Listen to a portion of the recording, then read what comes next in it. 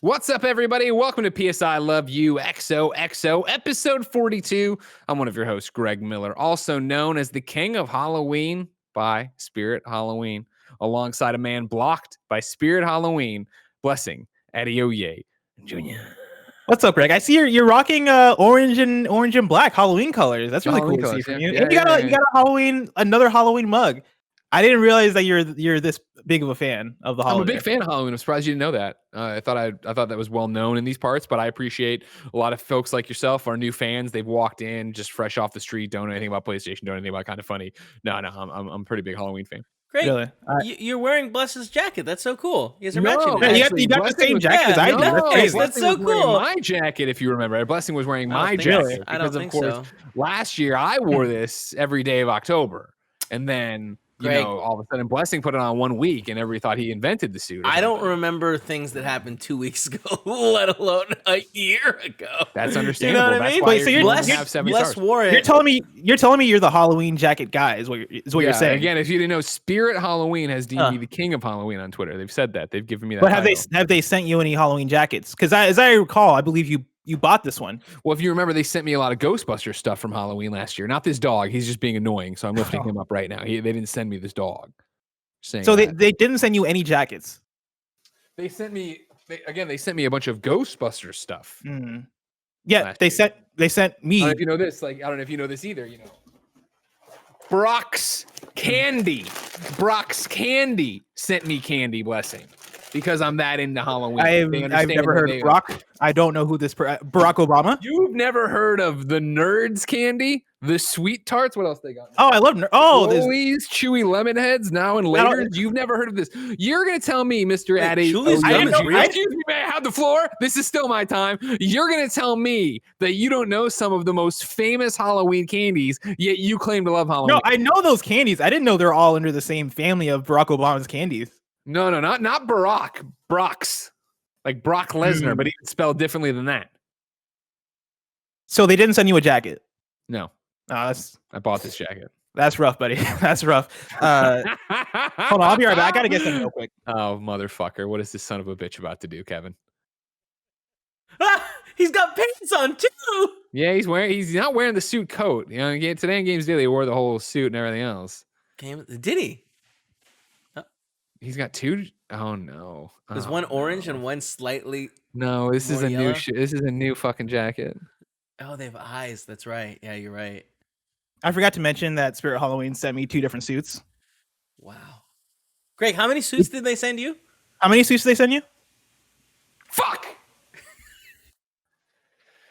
I really like this one too. This one is higher quality than the one even you're wearing. Has more colors. It has a blacker black to it. Oh my goodness! Greg, This second suit there's shading. Really looks great. There's shading. Where the pumpkins have the little folds. Wow! Like look how much more color there is to this suit. Second suit that they got.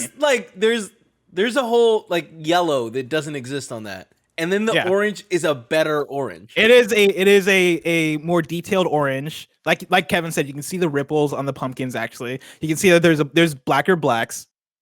It's a great suit. It's a great second suit that they sent me. I'm surprised they haven't sent you any suit because you have apparently Brock's Candy.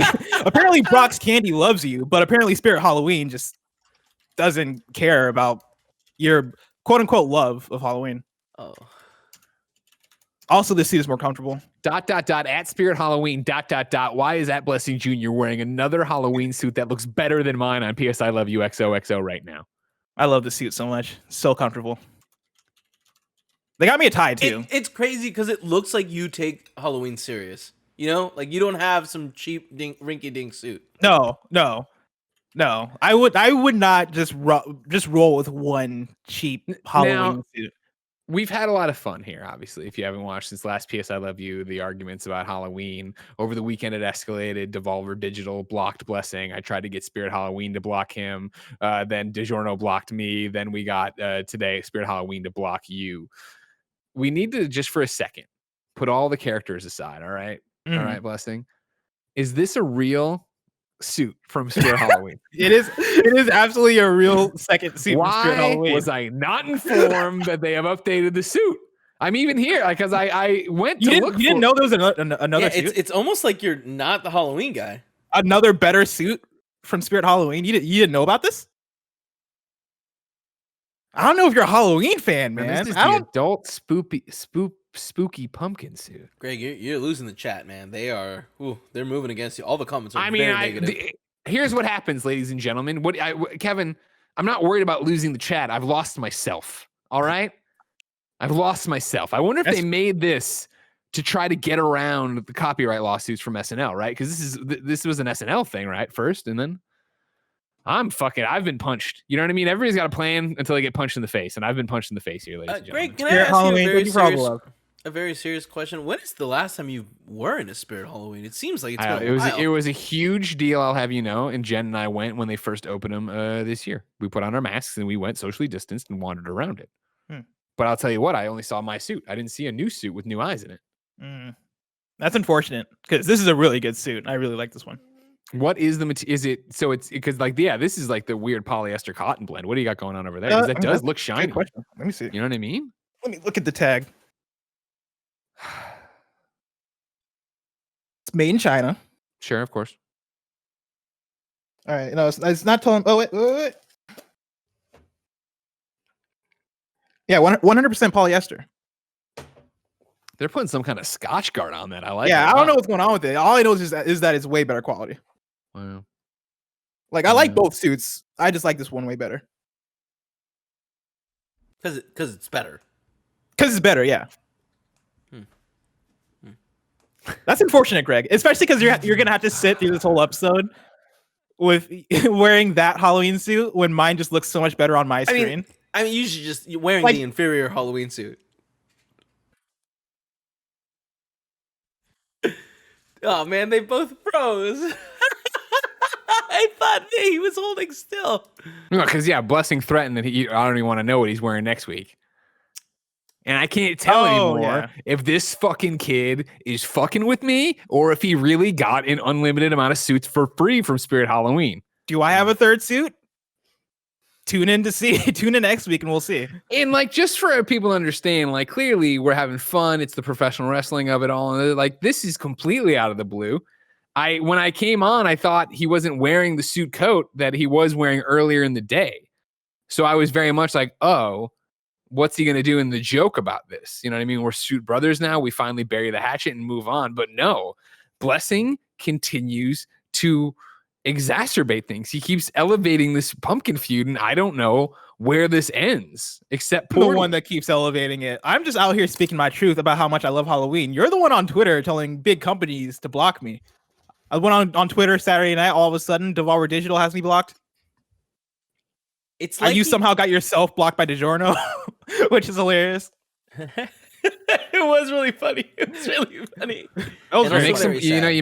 You make some plays, and sometimes they don't work out the way you expected them to. All right. Fair enough. Ladies and gentlemen, this is PS I Love You XOXO. It's your PlayStation podcast. Each and every week, Blessing and I get together to talk about all things nerdy in the world of PlayStation. If you like that, be part of the show at patreon.com/kindafunnygames. You can give us your questions, comments, concerns, your PSN profiles for perusing, and so much more. You can even get the exclusive show, Bless Up, where Blessing talks directly to you. Most importantly, though, on patreon.com/kindafunnygames, you can get the show ad-free. You can watch it with the exclusive post show we do, and you could be watching live like YKM is,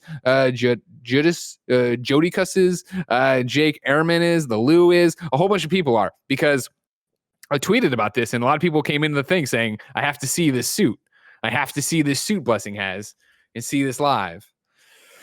God, he looks so good in it too. It is much better. It is such a better quality suit than mine. Yeah, it looks great. I was on, and the thing is, they didn't send me these suits together. They sent me the first suit, and I was like, okay, sweet. And then a week later, I got this one, and I was like, oh snap, this looks awesome. I can't wait to see what else I get in the mail.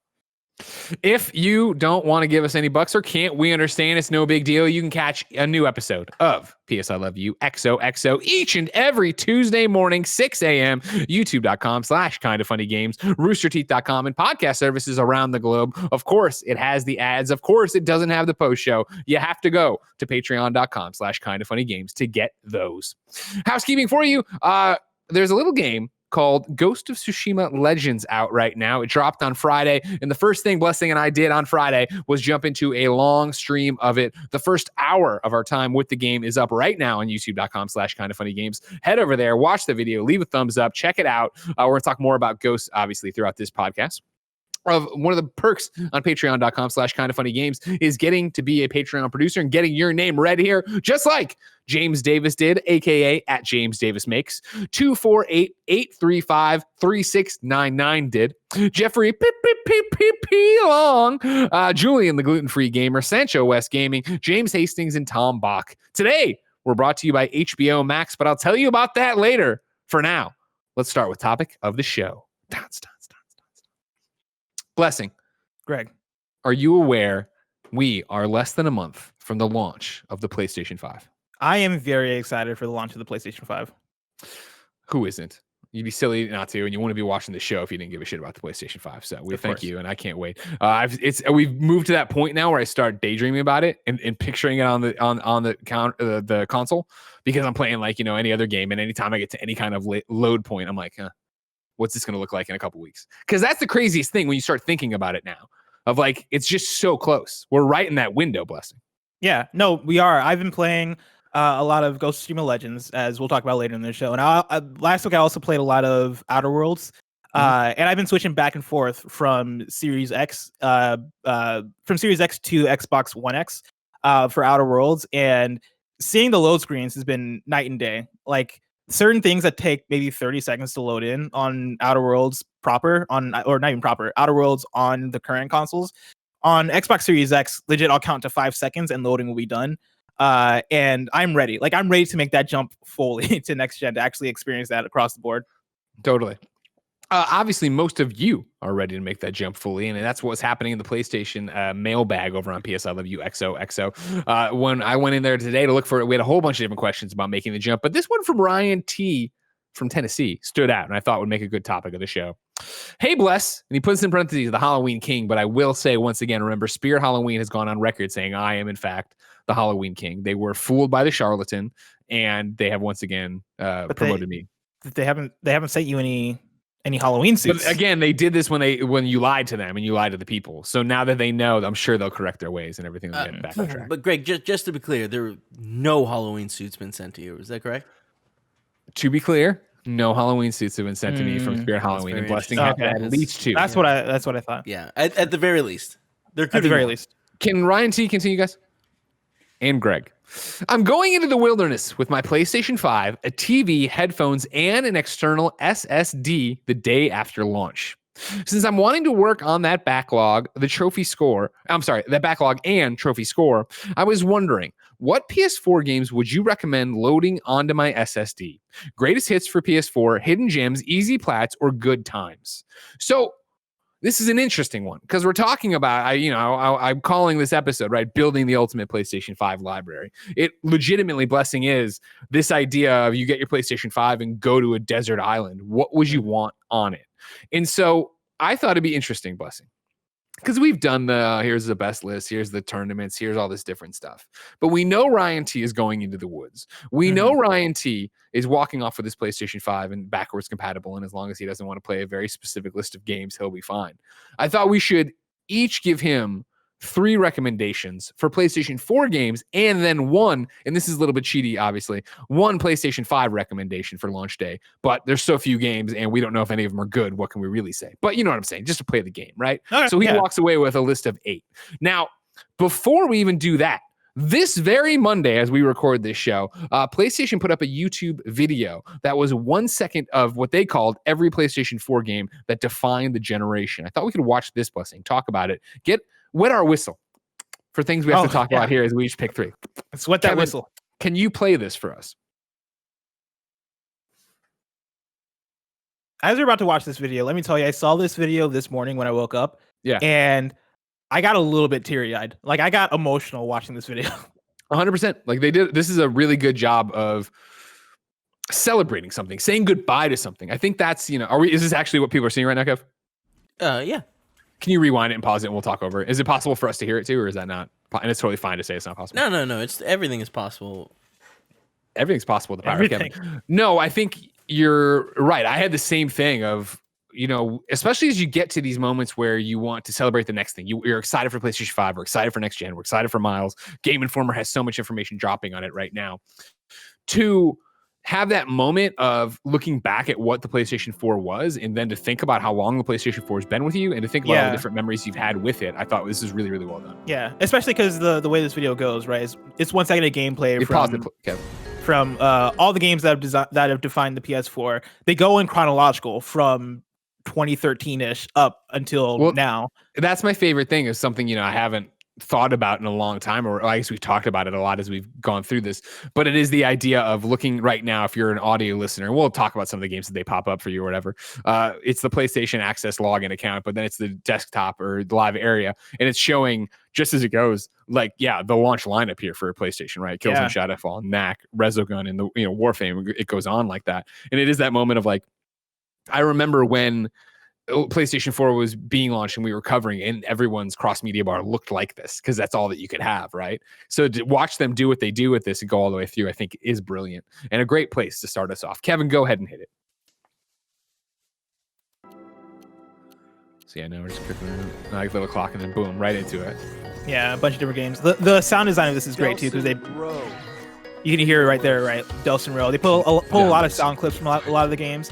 I watched this right before this episode because I saw the topic of the show was us building the ultimate PS5 library list. In regards to the question, right, the desert island thing. And as I was watching this through the video this latest time, I was just writing down the names of all the games that I would say feel special to me, like special standouts for me personally. Sure. And I was expecting to get maybe 7-8 games on the list. I have a long list of games. From this video, right? Even games that I think we don't really think about as far as special PlayStation 4 games. We saw Fallout 4 for a second. You had Preston Garvey talking about the Minutemen, and that sound clip invoked feelings in me that I didn't realize that I had. Right? That made me think of all the hours I put into Fallout 4, because I put a lot of hours into Fallout 4. And I don't really think back to Fallout 4 that much as this defining experience for the PS4 for me. But looking back at that clip and thinking about it really was. So many of these games stuck with me in a way that I don't really think about that often, but they do. Well, I think that was one of the reasons I wanted to watch this, and especially why it timed out so well with Ryan T's question, is the idea that I think normally when you ask this kind of question, it would be Spider-Man, Horizon, Persona, right? But you watch through this and you start getting different tastes of smaller games that, I think did touch us, and you don't think about in terms of the definitive PlayStation 4 collection or what you would say are the best games on PlayStation 4. But for his very specific example, right, of I'm going to the wilderness with a PS5, a TV, headphones, and an external SSD the day after launch. You assume that's not forever, obviously, that this is a weekend away, this is a week away or whatever, and that's what I'm using. It becomes what would you want to wrap yourself up with from the PlayStation 4 library and explore in the new PlayStation 5. So I haven't seen anybody. I haven't seen. We've been busy all day. It'd be interesting to see somebody go through and do a compilation of how many times Troy Baker pops up in this. Because he's the first two voices with Delson and then Joel, but then I also saw him pop up with Batman and the other one. Sam Drake.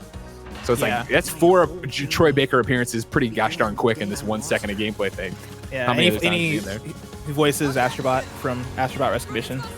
It's true. Of course, you saw the everybody golf thing of Shuhei getting a birdie. It's a little known fact that Troy does Shuhei's voice in that game as well. Yes.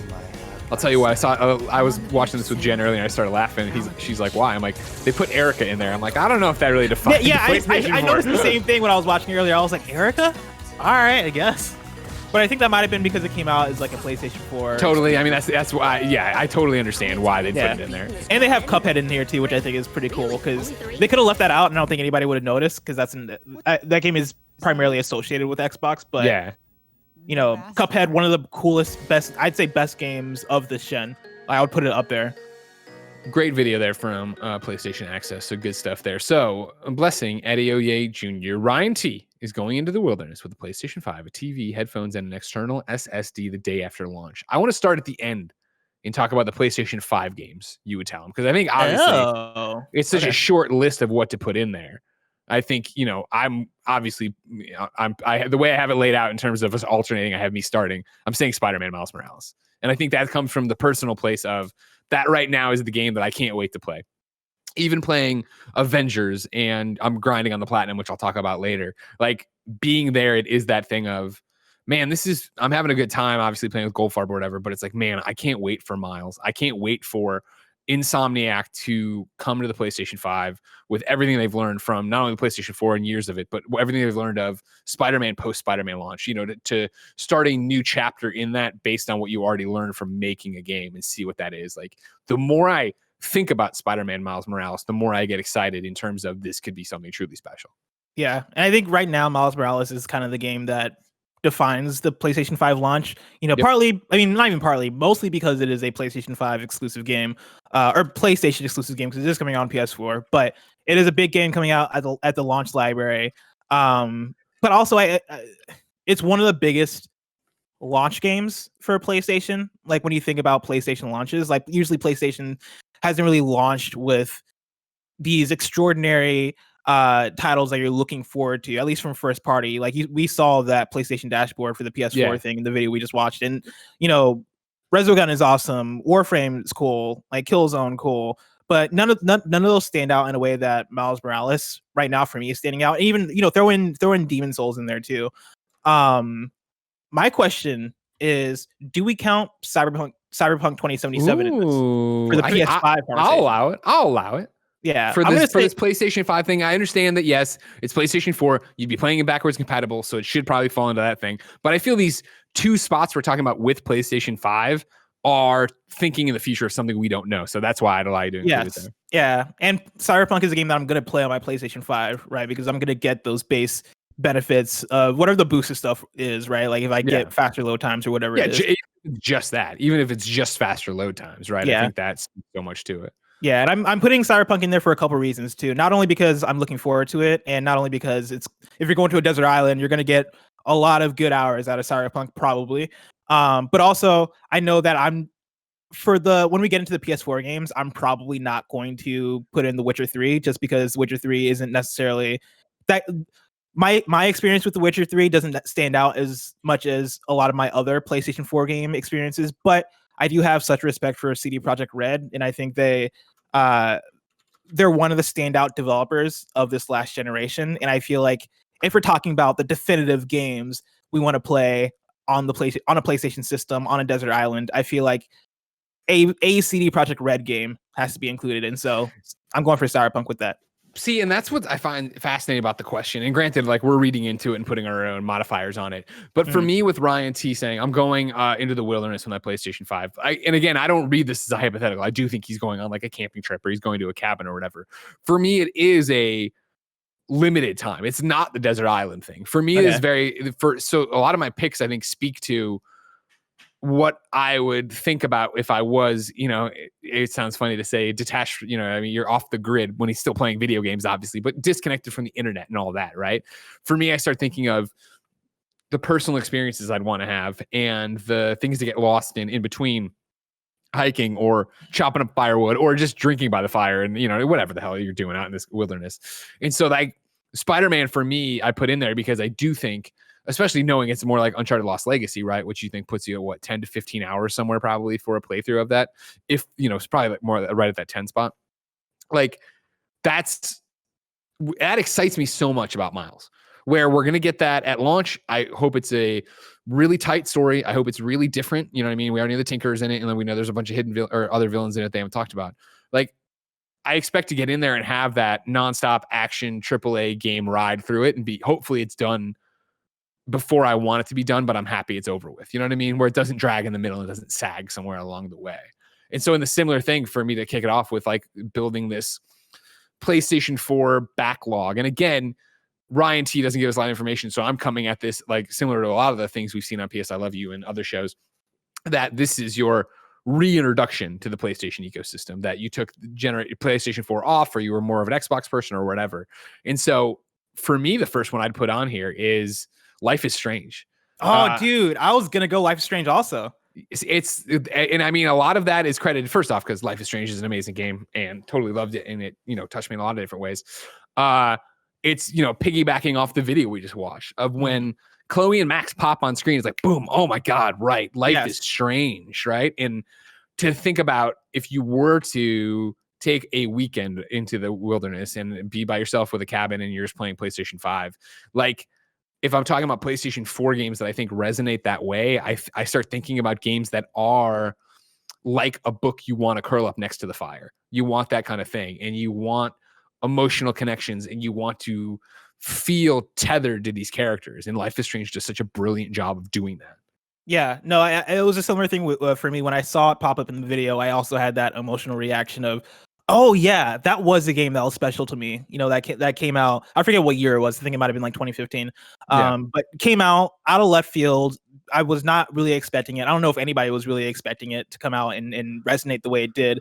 But it was piggybacking off of even things we saw come out of the previous generation, like the Telltale games, right? Like it felt like it was piggybacking off of those foundations. Like even throw in something like Heavy Rain in there, right? Like the progression that we've seen these narrative-driven adventure games come through during the PS3 360 generation, and taking that and creating something that felt different in terms of, it has a similar art style, I guess, as the Telltale games, but less so like comic book and more so doing its own thing. But then also, we're telling a story that feels more personal with characters that are a teenager. We're throwing in the supernatural element to it with Max's power to rewind and control time.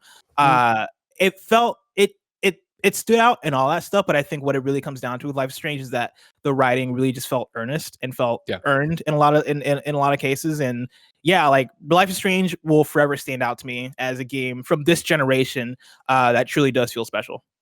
I want to shout out before we go further. In the live chat, Mitch Craston says, Life is Strange isn't a way to show off crazy load times, though. That is not what we're doing. We are not building the definitive, this is what you showcase your PlayStation 5 with. We're doing Ryan's very specific thing here, right? Of, hey, we're building this thing of if you were going off for a week away with the PlayStation 5 to just be you and that machine. And as Ryan talks about, wanting backwards compatible games he probably missed or may have missed for a number of reasons, whether it's backlog or trophy score. He's asking, what would you want? He says greatest hits, hidden gems, easy plats, or game. Maybe he got here late because he heard about this crazy suit thing that's happened.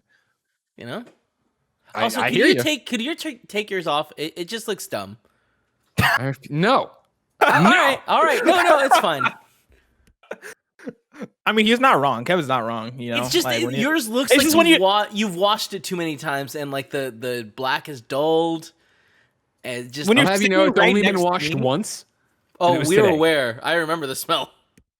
Yeah, when you're sitting right next to me, on the video, it really pops out. I was gonna say how much better I mean, you're sitting next to me on the screen, right? Like, it sucks because you have the new lens too, so it looks a lot prettier. But like, it doesn't. You know what I mean? Like, the image is better. But you can really because of that better image, you can really see how just not up to par the suit is in comparison to mine. Blessing, what's your first pick for a PlayStation 4 game you'd want to send off on this thing? So in the spirit of Life is Strange, I have a long list here that I'm looking through, and I've been thinking a lot about the smaller indie games that have really stuck out to me during this generation, and games that I wrote down, from that video are games like Dead Cells, Celeste, Inside, Firewatch, right? And the list goes on. Rocket League. The one that I'm going to throw out there for me is Undertale. Of course, I talk about Undertale a lot. Undertale has this, I want to say, cult following, but it is a large cult. It's a huge cult. Yeah, I mean, people really, really like Undertale. Yeah, people love Undertale, me included. It is one of my favorite games of the last generation, and in a similar way as Life is Strange, came out of nowhere for me. Jumped into that game, and I was shocked by how much I fell in love with the writing, how much I fell in love with the characters, how much I really enjoyed the game mechanics. The soundtrack I'll put up there is one of my favorite, if not probably my favorite soundtrack in a video game. Wow. Undertale, I think, just if we're talking about indie games or even games period, I think Undertale really embodies the idea of hey, this is what it's all about when you're making an indie game, right? Like it is the heart, it is the vision of, Toby Fox is the main dude who worked on Undertale. I know he had assistance from other folks who contributed stuff, but Toby Fox was the main visionary behind Undertale, and you can really tell that in the writing of the game, it feels like you are getting like a person's specific sense of humor. You're getting his vision for this thing. You're getting his vision for the story. You're getting like it really does feel like it's coming directly from a creative mind in a similar way as you would think like a Metal Gear Solid from a Hideo Kojima, even though Hideo Kojima has a way bigger team and all this different stuff. Of course. But yeah, Undertale, is another game that if we're talking about length, it's almost like the opposite thing of Cyberpunk, where Cyberpunk is a game I can spend a bunch of hours with. Undertale I can complete in about 6 hours, and if we're going away for a weekend, Undertale would be a game that I could come back to and really enjoy. You're talking, Ryan T, about stuff that to play in the wilderness, I assume in a cabin, and you're doing all these different things. I think sticking with the vibe of Undertale, I would say Until Dawn. Like Until Dawn, I think Until Dawn's another one that always gets brought up of like, oh yeah, it was really cool and it was fun, but like Until Dawn, and granted you're going to be doing this in November and not October, right, in the lead up to the holiday that I'm the king of Halloween, Greg Miller. It is that idea of maybe the horror movie has passed you by kind of thing, and the horror theme. But I think being in a cabin, especially with the setting of Until Dawn, which is the snow-covered cabin and things like that, that'd be even creepier way to play it. Let alone, again, you want to talk about like what just the natural backwards compatibility enhancements of the PlayStation 5 are going to do to these games. Until Dawn, I think, playing like a movie and looking like a movie, having it not only load faster, but be a bit sharper and have those performance captures really pop on the screen, right, with all the colors and stuff that the PlayStation 5 can do, which is I'm not smart enough for. I think that'd be a great fit for it. And let alone, like we're going back to that, the story is really fun. And if you've missed Until Dawn, which I would assume someone, if you're just picking up a PlayStation 5 and looking for a back catalog endorsement kind of thing, I think Until Dawn's a great one that might fly under the radar when you're talking about great things. But the choices of that, I'll never forget that PSX of them playing that at a live demo, thousands of people in front of them and everybody screaming about where to go and what to do next and what choice to make in the, A or B decision you've been given. Like Until Dawn, gets talked about, but doesn't get talked about enough. And I really do think that Supermassive had something super special with that. I don't think they nailed it with Man of Medan, but I'm excited to see what they do with A Little Hope next. Yeah, and that's my thing when it comes to Supermassive is Until Dawn is obviously their best work yet. And even though Man of Medan didn't live up to those expectations, I still have an excitement for the rest of the 100%. Dark Anthology series. Like Man of Medan, I don't think wasn't bad. It just wasn't Until Dawn. And despite that, there's something still I'd say special about the games that they make. Like I still there's still an excitement to see like what is going to be the thing in this game, because Man of Medan had, if you play through that game, there is like a certain twist mechanic that they throw in there that kind of throws you for a loop the first time you experience it, and it threw me for a loop. I did not know what was going on until partway through, and I was like, oh, all right, I see what's going on here. Let's figure this thing out. And if they have something like that in each of these Dark Pictures anthology games, then like I'm all in for it. I if we were to speak about like what we'd want Supermassive to do, I would like them to maybe take a step back and spend more time on an individual game as opposed to like doing these yearly installments. That said, even still, like I'm all in for Little Hope and what comes after. Okay, what's your next pick? I'm trying to think, right? And I'm looking back at Ryan T's write-in, and Ryan T mentions that looking for greatest hits or hidden gems or easy plats or just good times. And I kind of want to throw in a greatest hit, and I'm trying to think of which one to go with. There's a lot. There's a lot, right? And I'm kind of in my mind I'm kind of rotating between God of War and Final Fantasy VII and The Last of Us Part 2. Okay. I think I'm gonna go God of War. I think I'm gonna say God of War. I think God of War you gotta throw in there. Especially when I think of like the first party, if you want to call them like the PlayStation Prestige games, right? Like those big first party exclusives that have all the budget thrown into them that are being developed by their biggest and best studios. God of War is the one for me this generation that really takes the cake as far as making a game that really stands out and feels special and feels like it is this blockbuster experience. And I really like. I know people. I don't know if people take it for granted, but I feel like people kind of throw away the idea of the single shot camera because there are games that have done it before. Like it's not necessarily the newest idea, but I think the way they went about using it in God of War really made the cinematography in that game feel different from what you get out of that type of game. Along with the redefinition of Kratos' character and his relationship with last time I said it, I got it wrong. Atreus. His relationship with Atreus and like the way they go about the combat system and the close to the back camera. Like God of War to me is a masterpiece. Like I 100%. Can't get enough of that game.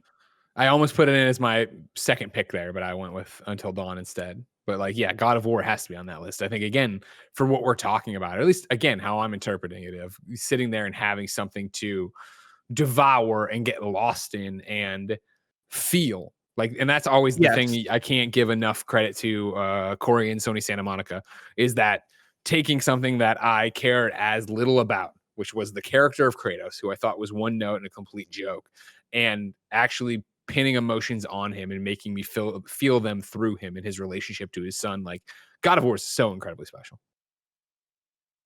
My next pick, Blessing Adeoye Jr., is Valiant Hearts: The Great War. Oh, Valiant Hearts, another UB Arts game, right? That has you going through World War I and seeing it through multiple people's perspectives, and is this almost not cartoony, but it is cartoony graphic style, right? It always reminded me of Scribblenauts and the way characters move and go through it. But I feel like, again, for everything we're talking about, like that's a game that I remember being enraptured with, right? Where I was just like, I am enjoying this so much. It is so much not my typical game because, of course, it's like puzzles and platformers and all these different things. Not platformers that much, but there's puzzles for sure. You know what I mean? Of going through and all of this, of pushing forward these different narratives to see how people net out in this war.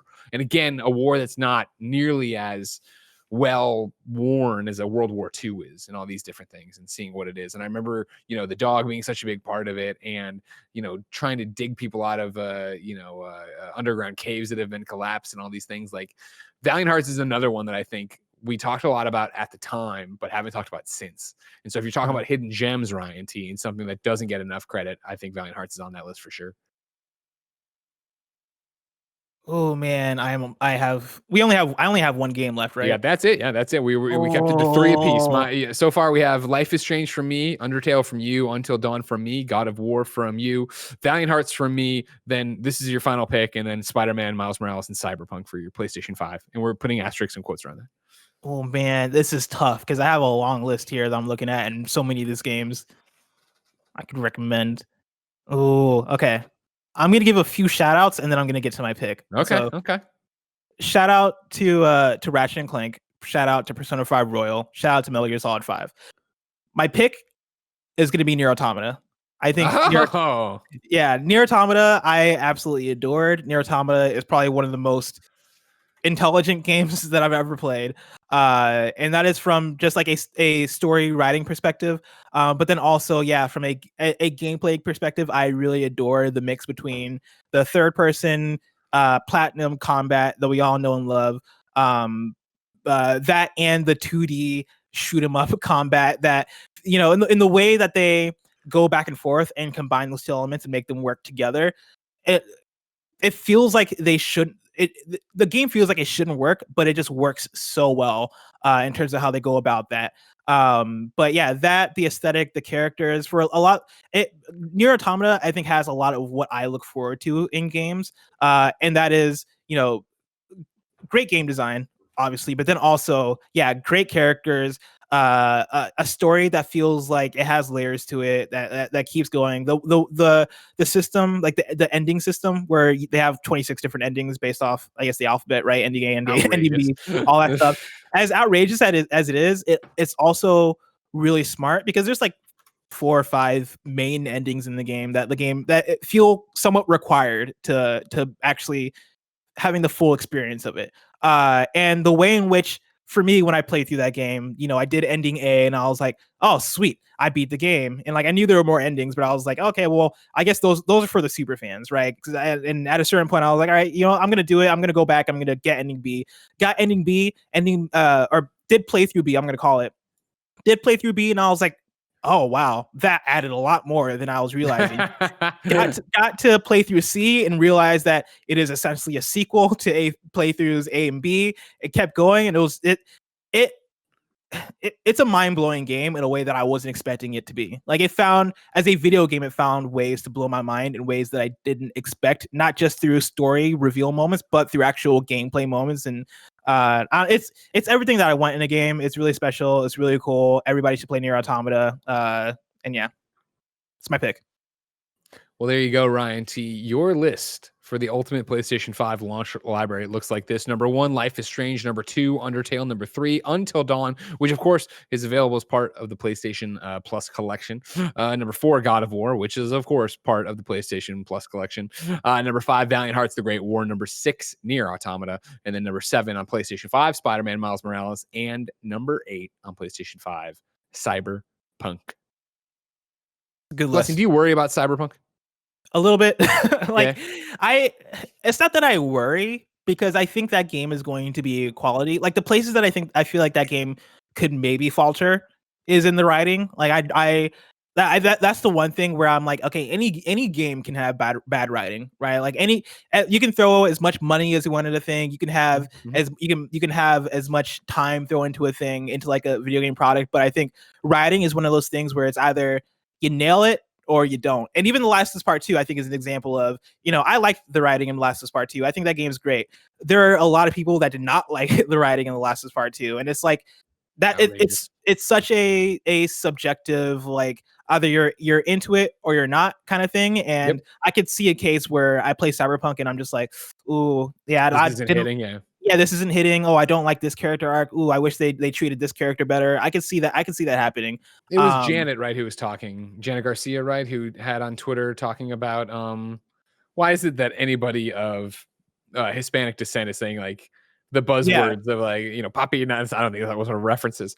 But it was like that's a turn off to her, right? Of like, hey, it's just even in the far-flung cyberpunk future, the stereotypes that you would have, a stereotypical Latin or Hispanic character is saying the same things that they say in the movies now when you need a gangbanger. Yeah, I saw a whole lot of that at the Cyberpunk Night City Wire before this previous one where they showed off all the different gangs. Yeah, a lot of people were like, "Ooh, this one, like the Latinx gang like seems not as appropriate as you want it to be," right? Like, those are the places where I get a little bit nervous, but I think overall I'm looking forward to it. I really hope it's good. I hope it's my game of the year, because it is the exact type of game that I'm kind of looking for right now, especially coming out of playing the Outer Worlds, which, Outer Worlds I absolutely adore and love, especially after playing the DLC. Like, going back to it really. How old? Or you're going to talk about the DLC in a bit, aren't you? I'll talk about that later. Cool. Yeah, but yeah, Cyberpunk, I'm excited for. A little bit nervous, but we'll see. So is that for you? Are you in the camp of Cyberpunk comes and that shuts down? Like, that's what you do? That's all you're playing? Probably. Yeah. It depends on where I'm at with other games, but I'd say so. Yeah. Like, I think I mentioned this on a previous podcast that Spider-Man Miles Morales is a game that I'll play over the course of days. Like, I'm going to beat that game in probably 2 or 3 days, because that is going to be like a 10 to 15 hour experience. Whereas Cyberpunk is a game that I'm looking forward to playing over the course of weeks. Just because, like, I and this is with any RPG really, I see that game as the type of game that I can just lose myself into. And again, coming out of the Outer Worlds, playing the DLC, I kind of had flashbacks to, oh yeah, I put a lot of hours into this game without even realizing it. Like, the easiest hours that I've ever put into a game, because RPGs kind of invoke that in you. There's something about the design of these games that make you just lose hours, right? And part of it might be the pacing, part of it might be the focus on story and all this different stuff. But yeah, Cyberpunk, I'm definitely looking forward to as that game that I lose all my time into. Though there being a big launch lineup for both the consoles kind of makes me nervous about it. But that's my thing, is I'm fascinated with my own hype for it, where I'm hyped for it. I think it looks amazing. I think it looks awesome. I can't wait to get into it. But I do think that it's going to be deeper on my bench than I thought it would be. Where I think Miles is Miles for me is that's what I can't wait to play. I need to get in. I need to play it. Yada yada yada. But then right behind it, I think it's Assassin's Creed, where for some reason that third person Viking tale is speaking to me more right now than the far-flung future of Cyberpunk. And it's not at all putting down Cyberpunk in any way. Like, I think that game's gonna be fantastic, incredible, and a whole bunch of different things. But something about Assassin's Creed, I think it's how high I was in Odyssey coming into this, makes me think I'm gonna enjoy that more. And I mean, we'll have to see when we get our hands on them and actually have them both to go off of. But I'm interested to see how it all actually shakes out. I feel like every day I wake up and my tier list as far as what my priorities are when that week comes up changes. Where I Miles Morales stays on top, but then after that I'm like, all right, I really want to try out Godfall, but then I also like Cyberpunk is obviously like, very high on that list. Oh, but then I also do want to play Astrobot or Astro's Playroom. But then, Little Big Planet, or not Little Big Planet, Sackboy's Adventure looks really fun, and I really want to play that with a friend. And I go down the list of games that are coming out that week, and I'm like, oh man, there's a lot to do. There's a lot to sink my teeth into, and I'm gonna have to see when that week comes up. Like I'm hoping that I just have a lot of time to play games, or that I prioritize my time so that I'm just always playing games. But we'll see what happens. Blessing, we're not done talking about the PlayStation 5, are we? We are not, because it's time for PlayStation 5 Watch.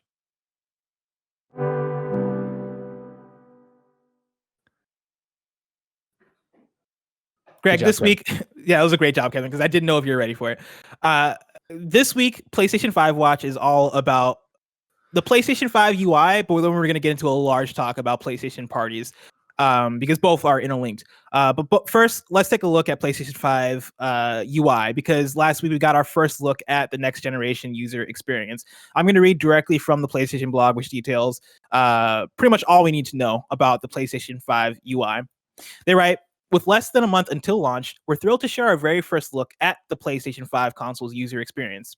The new UX is completely centered on the player to provide you a truly next-generation experience with deeper immersion that quickly connects you to great games and a passionate gaming community. We believe your playtime is valuable and should be meaningful, and all the new features we're delivering are inspired by that concept and vision. The new UX introduces several new features designed to make your gaming experiences more fun, engaging, personalized, and social. One of the highlights is a new control center, which provides immediate access to almost everything you need from the system at a single press of the PlayStation button on the DualSense wireless controller, all without leaving the game. We've also added a new feature called Activities, designed to bring you closer to the key elements of gameplay. Activities are displayed via on-screen cards in the control center, which enables you to discover new gameplay opportunities, go back to the things you missed, jump directly into levels or challenges you want to play, and much more. Some activity cards can be put into picture-in-picture mode, so you can view them without having to leave the game. Navigating the interface, switching between games, and hopping into online matches occurs quickly as we rebuilt the entire software stack from the console to the network to bring you a truly next-generation experience. We believe that the less time you spend waiting to interact with the system, the more time you'll have to spend playing games. Greg, last week we did our whole live reaction to the PlayStation 5 UI. Now that we're on PSLFU XOXO, what are your thoughts? What are your reactions? Cool.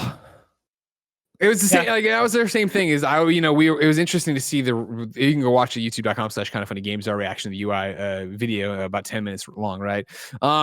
You watch through it and it's such a, all right, cool. Looks fast and there's information on screen that's cool. And it'll be hey, let's get our hands on it and see really what it becomes, right? Like, just looking at it and watching it, it's fine. How are cards going to be used? Will they actually matter? They talked about the PlayStation Plus being able to get game help or whatever. Like, is that actually going to help, or is that going to be as silly as it was in the demo, where it was like, man, where do I find the turnip? And then you look at the card and it shows you a video of you getting the turnip. It's like, is it going to be like that, or is it going to be like when you have a very complicated move or hidden secret or something to that effect that you need to have it go get? Like, what we talked about all last week leading up to this was my belief that it looks like PlayStation's trying to trim the fat off of this thing, where it's very clear we're going to get you into your games, we're going to get you into your apps, and that's it. Like, like when they started removing stuff and they're trying to get it down to one app, it seems, on your phone or whatever to work with it. peeling back different things, combining parties, which I know we're about to talk to into messages and all this stuff, like really trying to trim the fat on it. The thing about this in the cards is this a feature everyone's about to run and embrace and use and have really great shit on it? Or is it going to be that in 3 years, nobody's using these trophy help card or these, help cards in general on what to go do? Again, coming off of the UI thing and being a bit cool on it at the time, not cool and not like, oh, this sucks. Just like, awesome. Yeah, it's a UI. Like, I can't wait to get it. Like, it's in the same way of having the Xbox Series X and like, cool, it's snappy and it gets me where I need to be. Great. Awesome. Like, I want to see the games. I want to see all the other stuff and systems on top of it. The thing that I, of course, kept begging them to do during the UI presentation that they didn't do was talk more about trophies, because they had the trophy cards popping up. They, we're talking about there's been the, redacted, unredacted thing of like, it'll actually have the trophy counters. So, how many, if you have to do 75 different things, how many of those you've actually gotten close to being doing. However, one of the things that made it started breaking, not even breaking, but people exploring more over the weekends. And now we have an article from VG 24/7 is trophies actually unlocking bonus or actually goods for you. I'm reading over from, I said, VG 24/7. This is Dom Pepiat, who says PS5 trophies will unlock avatar pictures, profile banners, and more. Trophy hunters look sharp. A new feature looks set to make PlayStation 5 trophies even more valuable than they were on PlayStation 4. Over on the PlayStation 4, if you are diligent enough to unlock platinum trophies, you can unlock bonus themes and avatar pictures for your efforts.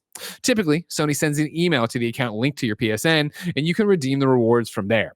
The PlayStation 5 appears to make trophy-based rewards much simpler to claim and more common too. During the PlayStation 5 UI video that was shared by the company last week, eagle-eyed gamers have spotted certain trophies in Destruction All-Stars come tied to rewards. Thanks, MP the First. The gold trophy, recognized, but spelled like wreck, like they got in a car wreck. Seems to reward you with a profile avatar for your hard work, and the bronze rookie trophy gives you a profile banner. In an upgrade from how it worked on the PlayStation 4, it seems we'll be able to unlock profile-based items on the actual console itself. We'll also be able to claim bonus items from all tiers of trophies, not just the illustrious platinums. This is only based on what we can see through the UI, though. It's uncertain how many of these games will support this feature, and if third-party developers will make use of the system the same way Sony games do. You can see the images embedded below. Kevin, I don't know if you want to click on that link I put at the top of the story and throw this up a little bit while I talk about them. For me, that's the kind of shit that I want. That, and I don't even mean the trophy part of me. I mean gamifying the UI experience, gamifying what you're already doing. The idea alone where they're talking about profile banners gets me excited. Like, what does that look like? How many of those will there be that'll be behind, I assume, Game Over Greg, and I can put whatever image I want in there. Profile avatar has never been my thing because I just want it to be my face anyway. But for more customization, for banner customization, for themes, in-game items maybe down the line, like, that's a really cool idea and a cool way to reward you, and something that's dramatically different than what we have now. Even now we're talking about it being different of, okay, cool, there's the game help feature or the trophy cards in general that are showing you. I do like the idea of this, you're this far away from the end of the chapter and that should take you about this long. That's a cool idea. Again, will that be accurate? How in 3 years, how much are we using that? This right here, I hope is something they do mandate. And I hope it is that, not that every trophy needs to give me something, but yeah, when I am playing a third party Assassin's Creed or whatever, I am unlocking cool things. Maybe even it is just, a different color. Like if I was playing something like Odyssey, right? Because it's just easier there. A different, PlayStation Blue for the scarf or some shit like that. Like that kind of stuff I find really fascinating. Yeah, no, I find that interesting too. I have the fear that not many developers are going to use it outside of maybe PlayStation first party developers. And I think that kind of reflects through all my feelings on the UI. Like during our live reactions, I think you asked me first, like, well, what's my reaction to it? How do I feel about it? And I think my first response was, I feel nothing. And I think a big part of that, the world. I'm dead. A big part of that is the fact that all of the features they showed regarding the UI felt like things that just weren't for me. Like I came out of it being like, okay, I like how the UI looks. I like how the main menu looks on the PlayStation 5. I like that things seem to be snappy. Although, like, who knows how snappy that's gonna be in actual practice when we get our hands on the system, or like if it stays that snappy 5 years down the line. Those are things that we'll have to see. I mean, because like you said that on the stream, and it's so true. It's like last night, you know. Clicking out of Avengers, going up to trophies, it slowly loads it. I go to click on trophies, I back down to Avengers, I get up there, I sync the PlayStation trophies. All right, now let's watch an HBO Max thing. Slowly open TV video, slowly. And it's like, this looks great and I can't wait for it. But even this, 7 years down the line, 5 years down the line, how is it running? Exactly. And so there's still that with me though. Like I do like how the UI looks. I do like how the menus look. But when it comes to game help and when it comes to the cards and when it comes to even the trophy rewards, I'm like, all right, game help seems like a lot of work. And who's going to be doing that work, especially when it comes to games that are indie games? I can only assume that the most indie games that are coming out that are like your graveyard keepers or games that, you know, people have interest in but don't have, you know, as wide of an audience as something like Ghost of Tsushima. You know, are those games gonna have game help? I can only assume not. And that's the thing is, I can't imagine if you this can't be, sadly, I think, mandated. None of the stuff we're talking about can be mandated, right? Because if you are a small indie team and it's like, cool, we want to bring it to PlayStation, cool, we need these videos and we need this, and we like, are you paying us? Are you paying us? Who has the time? You know, we're not paying you to do this. Oh, and fuck off. No. And okay, well, we need them. Well, I'm going to go to Xbox and Nintendo only and PC and be gone. Like, they can't do that. They'll have to incentivize. And that's hopefully where you see, like, when there's deals being paid, you know, of exclusivity or stuff like that, you'd imagine then, yes, there's going to be like, hey, cool, make the game help things, do some avatars, whatever. Yes, right. And then that kind of, it feeds back to the PlayStation reward thing. The PlayStation trophies reward thing is cool. If that's the case, that's awesome. That sounds great. But is that something you can mandate? Because that sounds like it's going to be it. A lot of this stuff just sounds like it's going to put more work on developers, and that I feel like that doesn't sound realistic, especially when you have other platforms that aren't requiring that stuff, or other platforms that may end up requiring their own things, right? Like, you don't want to put unnecessary work on the side of the dev when it comes to implementing system features that devs might not care about. Like, if I was making 100%. A game, I wouldn't really care about game help, because that's what IGN is for, or that's what all these different websites are for. And so I have that worry when it comes to that stuff. My second thing is, I feel like they are providing answers and solutions for things that never really felt like problems. Sure. Like when they showed off game cards, I've rarely been in the scenario where I'm like, man, I wish I could have picture-in-picture of my friend's gameplay on my screen in the corner. Like, I've never really had that. Like, there's probably been like once or twice or maybe 3 times where I'm like, okay, I want to watch my friend play a game and stream it only to me. And they already have that with SharePlay. SharePlay, yeah. Doesn't work for me half the time, but you know, they do have a solution for that. And so I would have liked them to maybe build more on top of that specifically. But all that said, I know this stuff is going to be great for certain people. Like, there was a write-in on one of the Kind of Funny Games dailies after they showed off the PlayStation 5 UI, and somebody was mentioning how, yeah, for me as a gamer, you know, I have a family, I have all this stuff that I'm paying attention to, and so like the ability to be able to know how much longer I have in a specific area of a game, that's going to be useful for me, because then I know if I have enough time to do this before I have to put my kids to bed. I totally dig, because we've all had those moments of, all right, well, I'll just finish this chapter and go to bed, or I'll just finish this chapter, and like you know, then it turns into an hour-long thing you weren't expecting. Like, I do think that is one of the things that is cool for it, but I'm with you on the other ones of just like, all right, cool, who are you building it for, and does it really matter? And part of, you know, doing any of this and starting a new generation is innovation. Like, there's stuff you have to take a shot on that you do believe in. Does PlayStation really believe that me sharing my screen to you while we both play games is the future? And that's really something I don't know. Maybe they do, maybe they don't. I think we've all for years asked for trophies and achievements to matter more, to actually, you know, like to unlock exclusive stuff. The fact that you think of like, PlayStation has a gear store. PlayStation sells their own consoles now on top of all the merch they do in general. Like, the fact that, and again, this goes to Xbox too with their controller lab or whatever, but like, nobody's looked at Destiny and like their raid structure and how like when you do the raid, you can buy the expensive jacket and do shit like that. Like, like, yeah, why are you tying my rewards of a platinum and being in the top 1% of something to a marketing email? When, yeah, if you were to send me a marketing email or on the PlayStation, hit me up, be like, hey, you have access to this exclusive thing. Still make me pay for it. Still make it like that thing behind it. But yeah, you get a crazy plate now, a face plate for your PlayStation 5 that are only produced if you platinum whatever, Horizon 2 or some shit like that. Like, this is, yes, it is a way to make money, and it is just more capitalism. And I do love the idea that this stuff's just free that we're talking about, but like the scale you could take it to and do cool shit with, I think would make the PlayStation community even more like it is at PSX, where there is that community that will travel around the world to do this. So of course, if you're going to say, Blessing, we looked at this thing. You were among the first, put it out early, the first 100 people who platinum Ghost of Tsushima Legends or Ghost of Tsushima 2 can then, take this code we send, put it in, and get this exclusive Funko Pop or statue or whatever. Like, that kind of shit would fucking murder. And yeah, it's low return on maybe your investment of money, but it's not on terms of investment of your audience wanting to be a part of that and be exclusively there. Yeah, and I wish they highlighted that a little bit more in their UI video. Like, the UI video was 11 minutes of cards, activities, and some of those party features, and it felt like I don't know why they didn't talk about what seems to be the rewards for the trophies. Like, and the only thing I can think of is maybe they're scared that might get a reaction that is polarized. Because I could see a case where people are like, oh no, don't. I'm trying to think of what a complaint would be. I don't want to worry about all these system features in my game. I just want my game to be my game, and I don't want PlayStation to feel like it's being invasive. Maybe that's a thing. Yeah. But like, I don't know. It almost feels like they're trying to play as safe as possible with the UI video.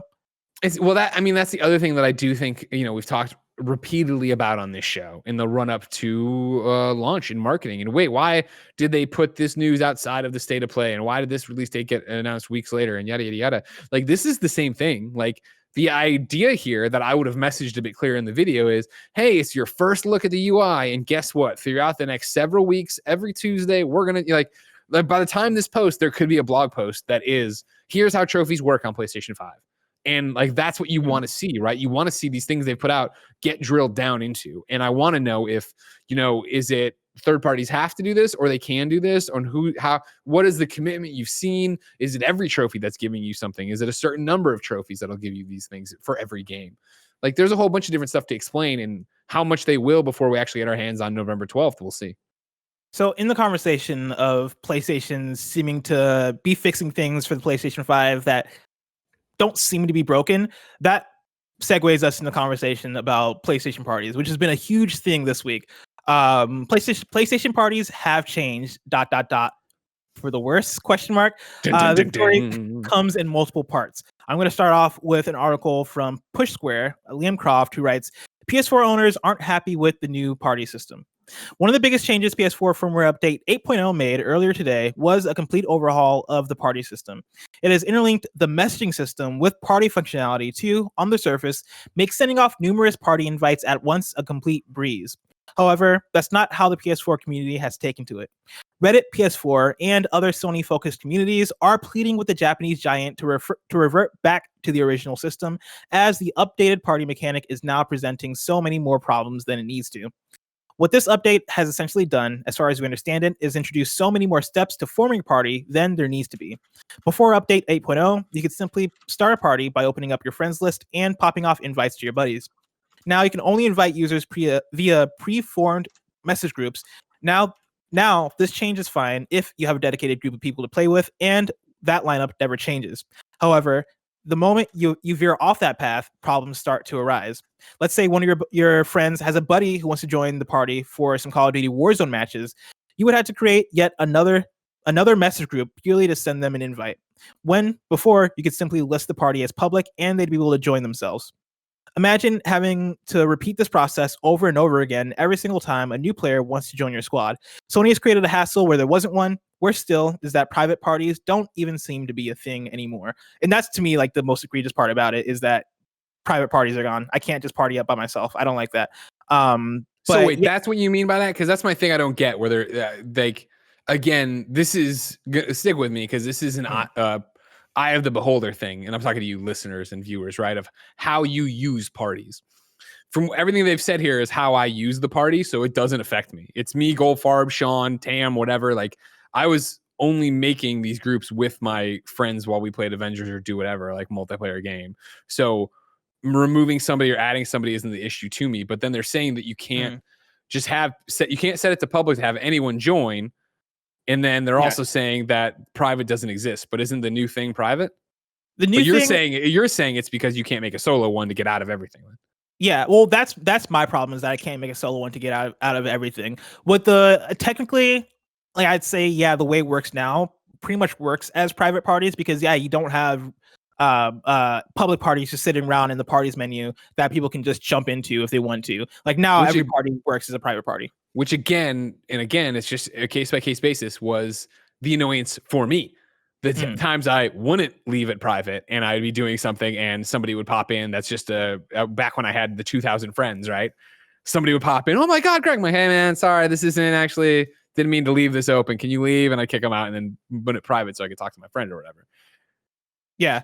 No, and for me, I usually, nowadays I don't leave my PlayStation parties public anymore. I used to leave them public all the time, because I would have cases where, especially when I was playing Apex Legends all the time, you would have squads of 3 and have people come and go all the time. And so the easiest thing for me was to just leave a party public and be like, all right, when you get on PlayStation, just join the party, whatever. Like, that kind of felt like an easier way to go about it than this, to where this feels like they're trying to lean more toward a Discord like system. I was gonna say, this reads like how we use Discord, right? Where I have a million different direct messages, and then okay, which I feel like is kind of like what's the word I'm looking for? Not clunky, cumbersome. I feel like it's cumbersome in a way where, instead of just having chat parties, or I guess chat parties that are, or voice chat parties, I mean to say, that are just like, hey, you jump in, jump out. When I leave, the party's done.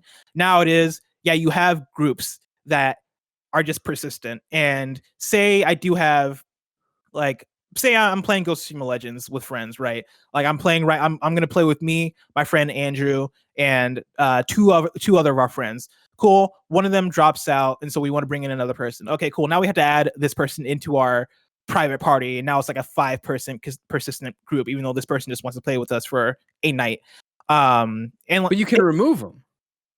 Yeah, but I feel like it's way more cumbersome. I feel like your other friend can remove himself too. Like, I again, like, this is, I do not want to do what I feel people always bitch about when it was season passes or DLC, where it's like, clearly I don't have a horse in this race. Like, it doesn't change anything for me. Everybody else is, the amount of people that are upset about this are using it in a different way, which is and now it's been fundamentally changed. I get it. I'm not out here defending it. It just feels like, okay, like, you're making a different, it's another step. Is it really that big of a deal? But I do understand what you're saying.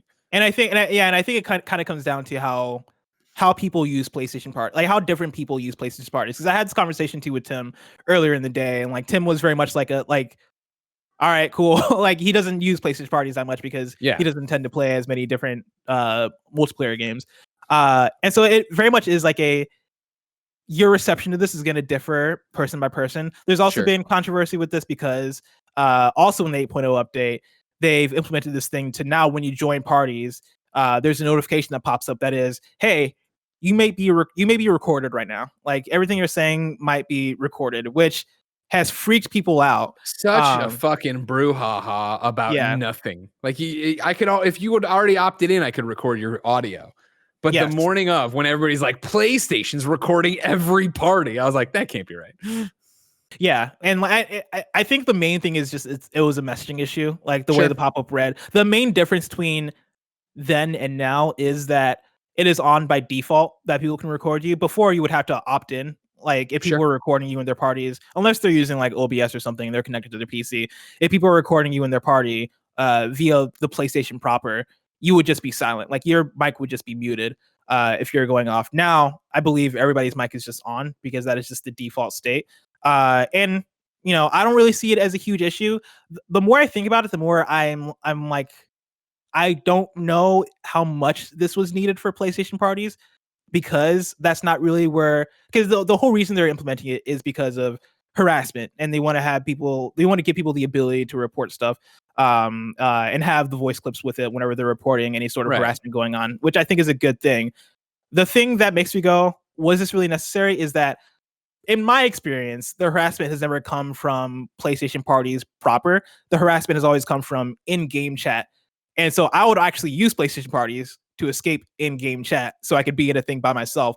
If you're in a PlayStation party, usually you're in there with friends or people you know.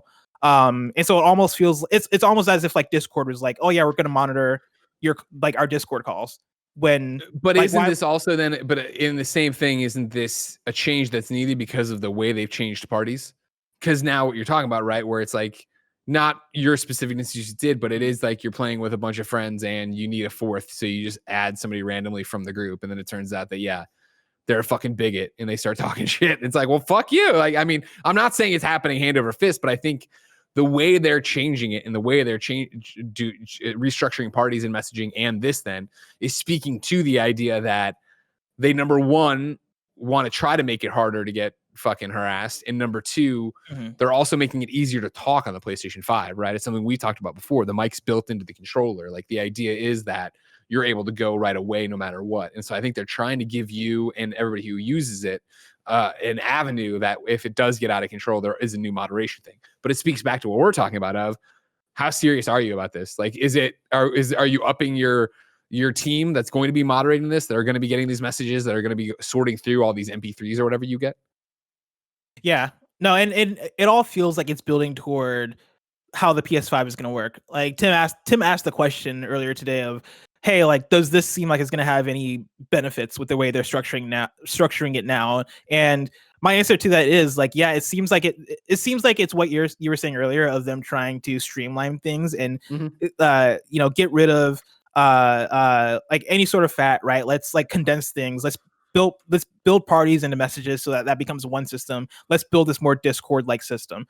I prefer how it was previously, but with them building toward PS5, it then makes me think that there are going to be features, with how PS5 works, that is going to make this, fingers crossed, worthwhile. Like there's some things that they show off in the UI video of how they're sharing things between the new PlayStation parties in a way that I guess makes things more streamlined, right? Like, okay, cool, I want to share my screen with my friend. I just go directly to that party and now my friends see my screen. Cool. Yeah. It seems like they're building toward that. I just hope that feels worth this change is kind of where I'm at. Totally. I hear you 100%. To continue with this, Sony doubles down again. I'm reading from Liam Croft at Push Square. PlayStation 4 firmware update 8.0 might have received the most intensely negative reaction to a Sony console patch ever. Fans are not happy with the new convoluted way of setting up a party to begin chatting away with their mates. However, it doesn't look like the feature will be changed in any significant way on PlayStation 5, in terms of how it operates at least. As part of yesterday's UI reveal, Sid Schumann touched on how you can share the images you capture with parties, which look a lot like the message groups we are currently having to put up with. Sid Schumann even reinforces that with the quote, "Remember, parties are bigger than just voice chat now," end quote. It's an awkward situation to be in because this new system does bring with it a lot of benefits if you have a dedicated friendship group you play your PS4 and PS5 games with. It acts as like a Discord channel as everything happens in one place, but as soon as someone else wants to join the team, things get a lot trickier. PS4 users have also found out that adding new players to your message group allows the newcomer to see your entire chat history. That's no good, is it? And that's Push Square talking. That's Liam Croft saying that. Yeah. To wrap up this whole saga, like, oh man, I'm gonna add Blessing to the chat. No, he fucking sucks. No, come on, we have to do it. We work with him. He lies about Halloween, but so all right, fine. And you come in, you scroll back. I'm like, what were they saying about me? To wrap up this whole saga, on October 17th, that's 2 days ago, Saturday, PlayStation tweeted this. Hey folks, just wanted to let you know that we're looking into your feedback on the recent changes to parties on PS4. Thanks for speaking up. We'll keep you posted. So there you go. Good on them. Again, it's what we talked about last week, right? Of like, hey man, this is a wholly un-PlayStation kind of tweet to put out when they, or I guess not last week, multiple weeks ago now, when they apologized for the way PlayStation pre-orders happened. Like, this is the way you, I think, market and talk to your audience in 2020, which is like you make this move and it's not being received well. And it's like, all right, cool. Let's listen to you, but also let's get it into your hands and have you try it and actually find more, I think, more legitimate like problems, which is like this chat history being added for everybody. Cause that is something that I think wouldn't be necessarily what you'd think it would be. And so I think about like if you and me started a chat and we were talking about all manner of things, not even like horrible, but like, just like embargoes or whatever. And then I added another friend in the industry, but then he added a friend in the industry, and then they added like just a random person who then can look back and see us talking about the embargoes for whatever the hell else we're talking about. Yeah, I like that that they're listening. Like you said, right? This kind of reminds me of when, what was the thing that they fucked up that people went crazy about that the pre-orders. This reminds me of the pre-order situation where, like they obviously fumbled that and had to come out and they were like, hey, we apologize for that, how that went. This, of course, isn't as egregious as that. But it does feel like hey, we're taking ownership of, what we've done here and your response to it. And I don't have confidence that they're going to revert it in any way, because it seems like the changes they're making are built into their vision for how the PlayStation 5 is going to work and how messages are going to work with that. And so like, for me personally, I'm like, okay, let's wait and see. I'm down to see what your vision is with this thing. If I like it, I like it. If I don't, I don't. But at the very least, them listening, I think, is a good sign of, hey, yeah, if people will continue to have feedback on this, and if people continue to not like how it's working, maybe they'll build towards something that works better than what we have, which I think is cool. Like all you can ask for. That's what I have hope for. Yeah. Greg. Yeah. I'm gonna let you tell us about our sponsor. Oh, but there's no but first?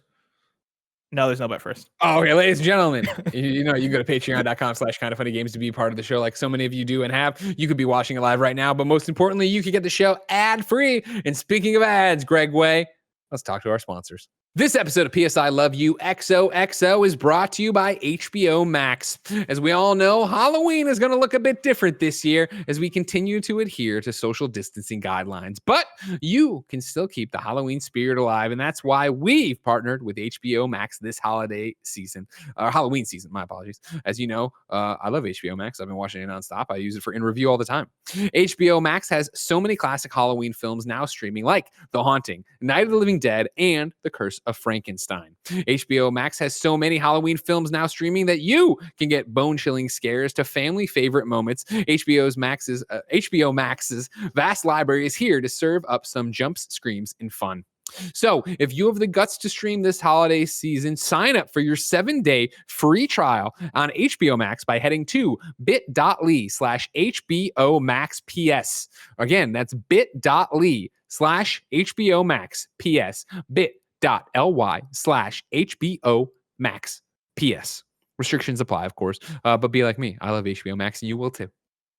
All right, we're coming out. It's PlayStation Picks time. Blessing Adeoye Jr. What do you got for me this week? I got the spooky pick of the week. Amnesia Rebirth is coming out on PS4 on Tuesday, October 20th.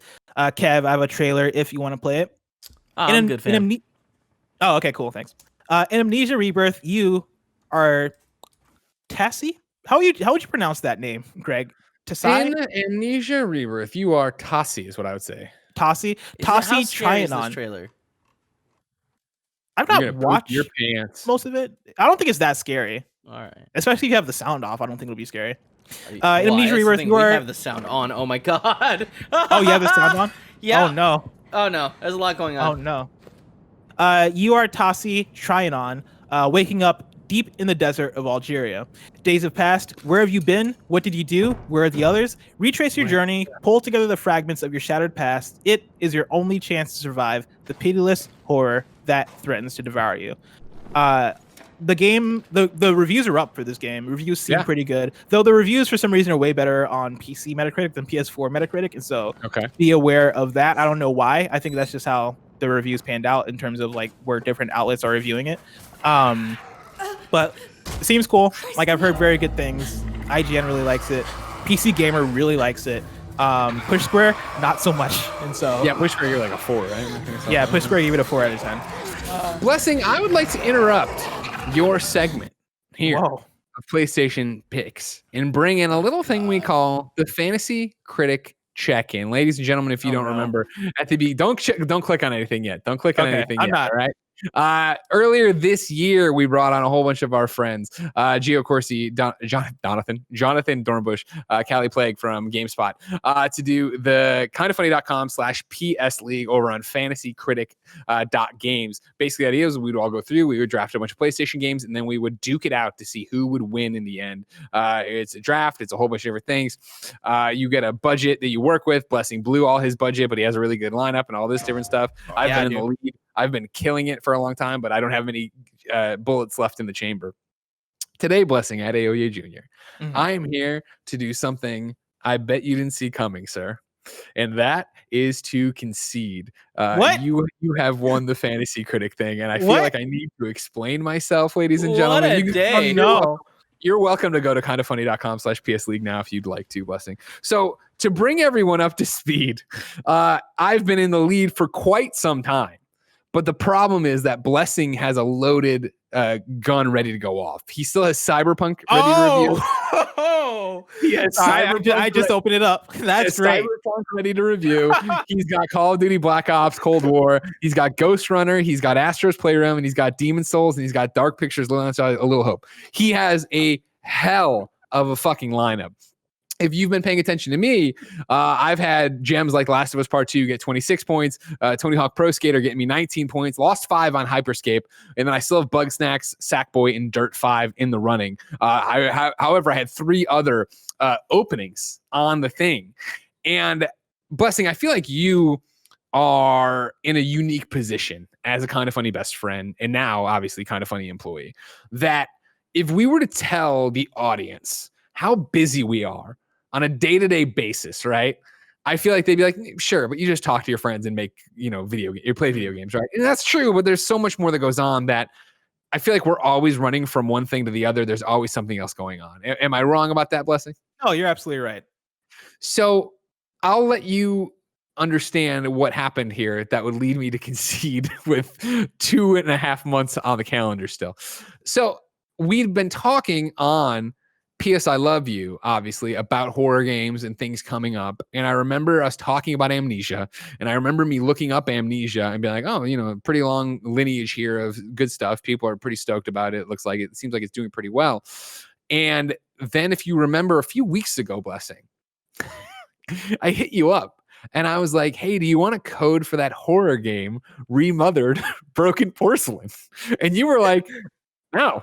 No, I don't. And I was like, oh, okay. Thought we liked what we saw of it, whatever. Da, da, da, da. And based on that, I was like, I never picked that up for the fantasy draft. So I went and grabbed Remothered Broken Porcelain Edition, trying to get Amnesia. And right now, on Open Critic, Remothered Broken Porcelain has a 41, which nets me negative 29 points. So I have gone from being in the lead, and granted, with all due respect to myself and Blessing, I still think I would have lost no matter what. It'll be interesting to come back, and you can give me back those 29 points at the end of the season, and we'll see. I think he's got another Last of Us with Cyberpunk, another Last of Us with Call of Duty for the most part, another Last of Us with Spider-Man. But my confusion over Demon Souls. My confusion over Remothered and Amnesia has completely fucked me. Where even I have made a bid. I'll let you know. I think I still can. I definitely got the bid in. I'm not sure if it'll get canceled. I put in a bid for Amnesia today to try to net it back out. But there's no way I'm going to make back those 28 points off that one game. Seeing as, again, Last of Us is the one that got me 26 points. 29 points is what I'm down. So 26 points from Last of Us. So even if all the games I have, Bug Snacks, Sackboy, and Dirt 5 turn out to be fucking awesome, and I can get 2 more bangers, I might be able to make it competitive, but I'm not going to be able to make it. I'm not going to be able to top you on this one, I don't think, buddy. Yeah, because to be clear, the games that I have that aren't yet rated are Cyberpunk 2077, Call of Duty Black Ops Cold War, Ghost Runner, Spider-Man Miles Morales, Astro's Playroom, Dark Pictures Anthology Little Hope, and Demon Souls. And Yeah, I don't think there's much you can do at this point against My favorite that. thing is if you go into our league history, you can see Portillo Publishing LLC on October 12th picks up remothered broken porcelain. Portillo Publishing LLC tries to drop it on October 18th and its drop failed. Description: tried to drop game, remothered broken porcelain. Failure reason: game is no longer eligible for dropping. I was like, fuck. Damn. When I went to drop it and I realized my mistake, it hadn't been reviewed, or I had just seen the IGN review of it. And I was like, uh-oh, that's not the right game. And so I went to do it because I didn't have anything on OpenCritic yet, thinking I could still get out of it, but I couldn't get out of it. Damn. So I can see Blessing. That's unfortunate. I wanted you to know the road to being the champion here of Fantasy Critic Games appears to be paved with gold. But no, you yeah, don't it feels great. I don't think I'm going to be able to pull it out, but I wish you the best out there. It feels great, honestly. Like, I'd like to thank everybody. Shout out to Callie, shout out to Gio, shout out to Jonathan Dornbush. You all put up valiant efforts. Mainly you and Dornbush. Gio and Callie very much forgot that this was happening. 100%. Yeah, Dornbush. Yeah, where is he at right now? Because he's been. Yeah, his whole thing's loaded up. He's got 35, but the problem, he's got 35 to your 30. I'm sorry. You have 51 right now, and he's got 35. He still has Watch Dogs Legion, Assassin's Creed Valhalla, The Pathless, and Immortals Phoenix Rising. So he's still going to give you a run, but I still think you're just you're too top loaded here. Oh yeah, because he tried to get Gotham Knights, and that is not coming out this year. The thing that Dornbush I don't think ever realized is that he can drop games that aren't releasing, and so he has 4 games that will not release on the draft. If he's not listening to the show, though, why should we help him out? And Janet Garcia, I know you listen to the show, Janet. Don't you go tell Dornbush? That's a very good point. We should get Janet to do this next year. I feel like she'd put up a fight. I feel like she'd actually pay attention. Next year, I feel like we should do 2. We should do one that is just us on Gamescast, like everybody from Kind of Funny that wants to come do it on Gamescast, because I think that would keep us more motivated. And then if we want to do it, if we want to do a PlayStation one again, we should we got to figure. I think honestly, I love doing it for this show, but I think expanding it to all of games and having it on Gamescast would make it easier because we all talk games every week. And it's a bigger pool of games to choose from because like not being able to choose, like somebody would have gotten screwed on Halo Infinite if we did this on Gamescast, and that would have been a very satisfying thing for whoever that was. And then like there are a bunch of games that I thought about getting, but I was like, oh shoot, that doesn't seem to be coming to PlayStation, like Carrion, for example, and a bunch of other games. Which I still have in the hopes that they'll try to get it. Remember, we're gonna have to subtract my 7 there because I made that another a calculated move back in the day. That is since it still could happen. Carrion could still come to PlayStation by the end of the year. Good. I wouldn't be surprised. I mean, I'll need those 7 points for sure if it does. My last PlayStation pick for you is Transformers Battlegrounds. It's coming to PS4 on Friday, October 23rd. As evil Megatron closes in on the Allspark, Bumblebee and the Autobots need a new commander to help save Earth. You assemble your squad and roll out for a battle that will rage from Central City to Cybertron and even to the local multiplayer arcade. I understood some of those words, but to sum it up, it's a Transformers strategy game that looks like it could be fun for Transformers fans. So there you go. It's not a big release week for video games, and so I kind of had to dig deep for this one. But again, if you're into Transformers, boom, there you go. There's something quiet before the storm, right? You're not into Transformers. Yeah, I'm not really into. He's a man of taste, Kevin. But then why'd you pick this as a PlayStation pick? Literally because it was the only other game that was coming out. Huh. Plus, people care about Transformers. And also there's people out there that care about Transformers. Yeah, I'm not picking the PlayStation picks just for me. I'm picking any game that I thought that's how that was pitched. My bad. No, I mean usually I am biased, and so like if I see games that I personally am like, oh, that's my jam, I'm obviously putting in the picks. But if there's not, I'm putting in any game that seems like somebody would want to know about that. And I'm sure there are quite a few people that would want to know about Transformers Battle for whatever it's called for Bikini Bottom. Transformers Battlegrounds.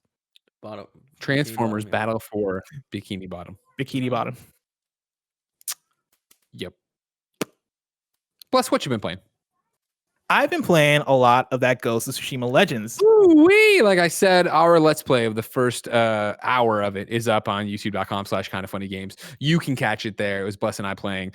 We played for another couple hours afterwards. And then you played a lot this weekend, didn't you?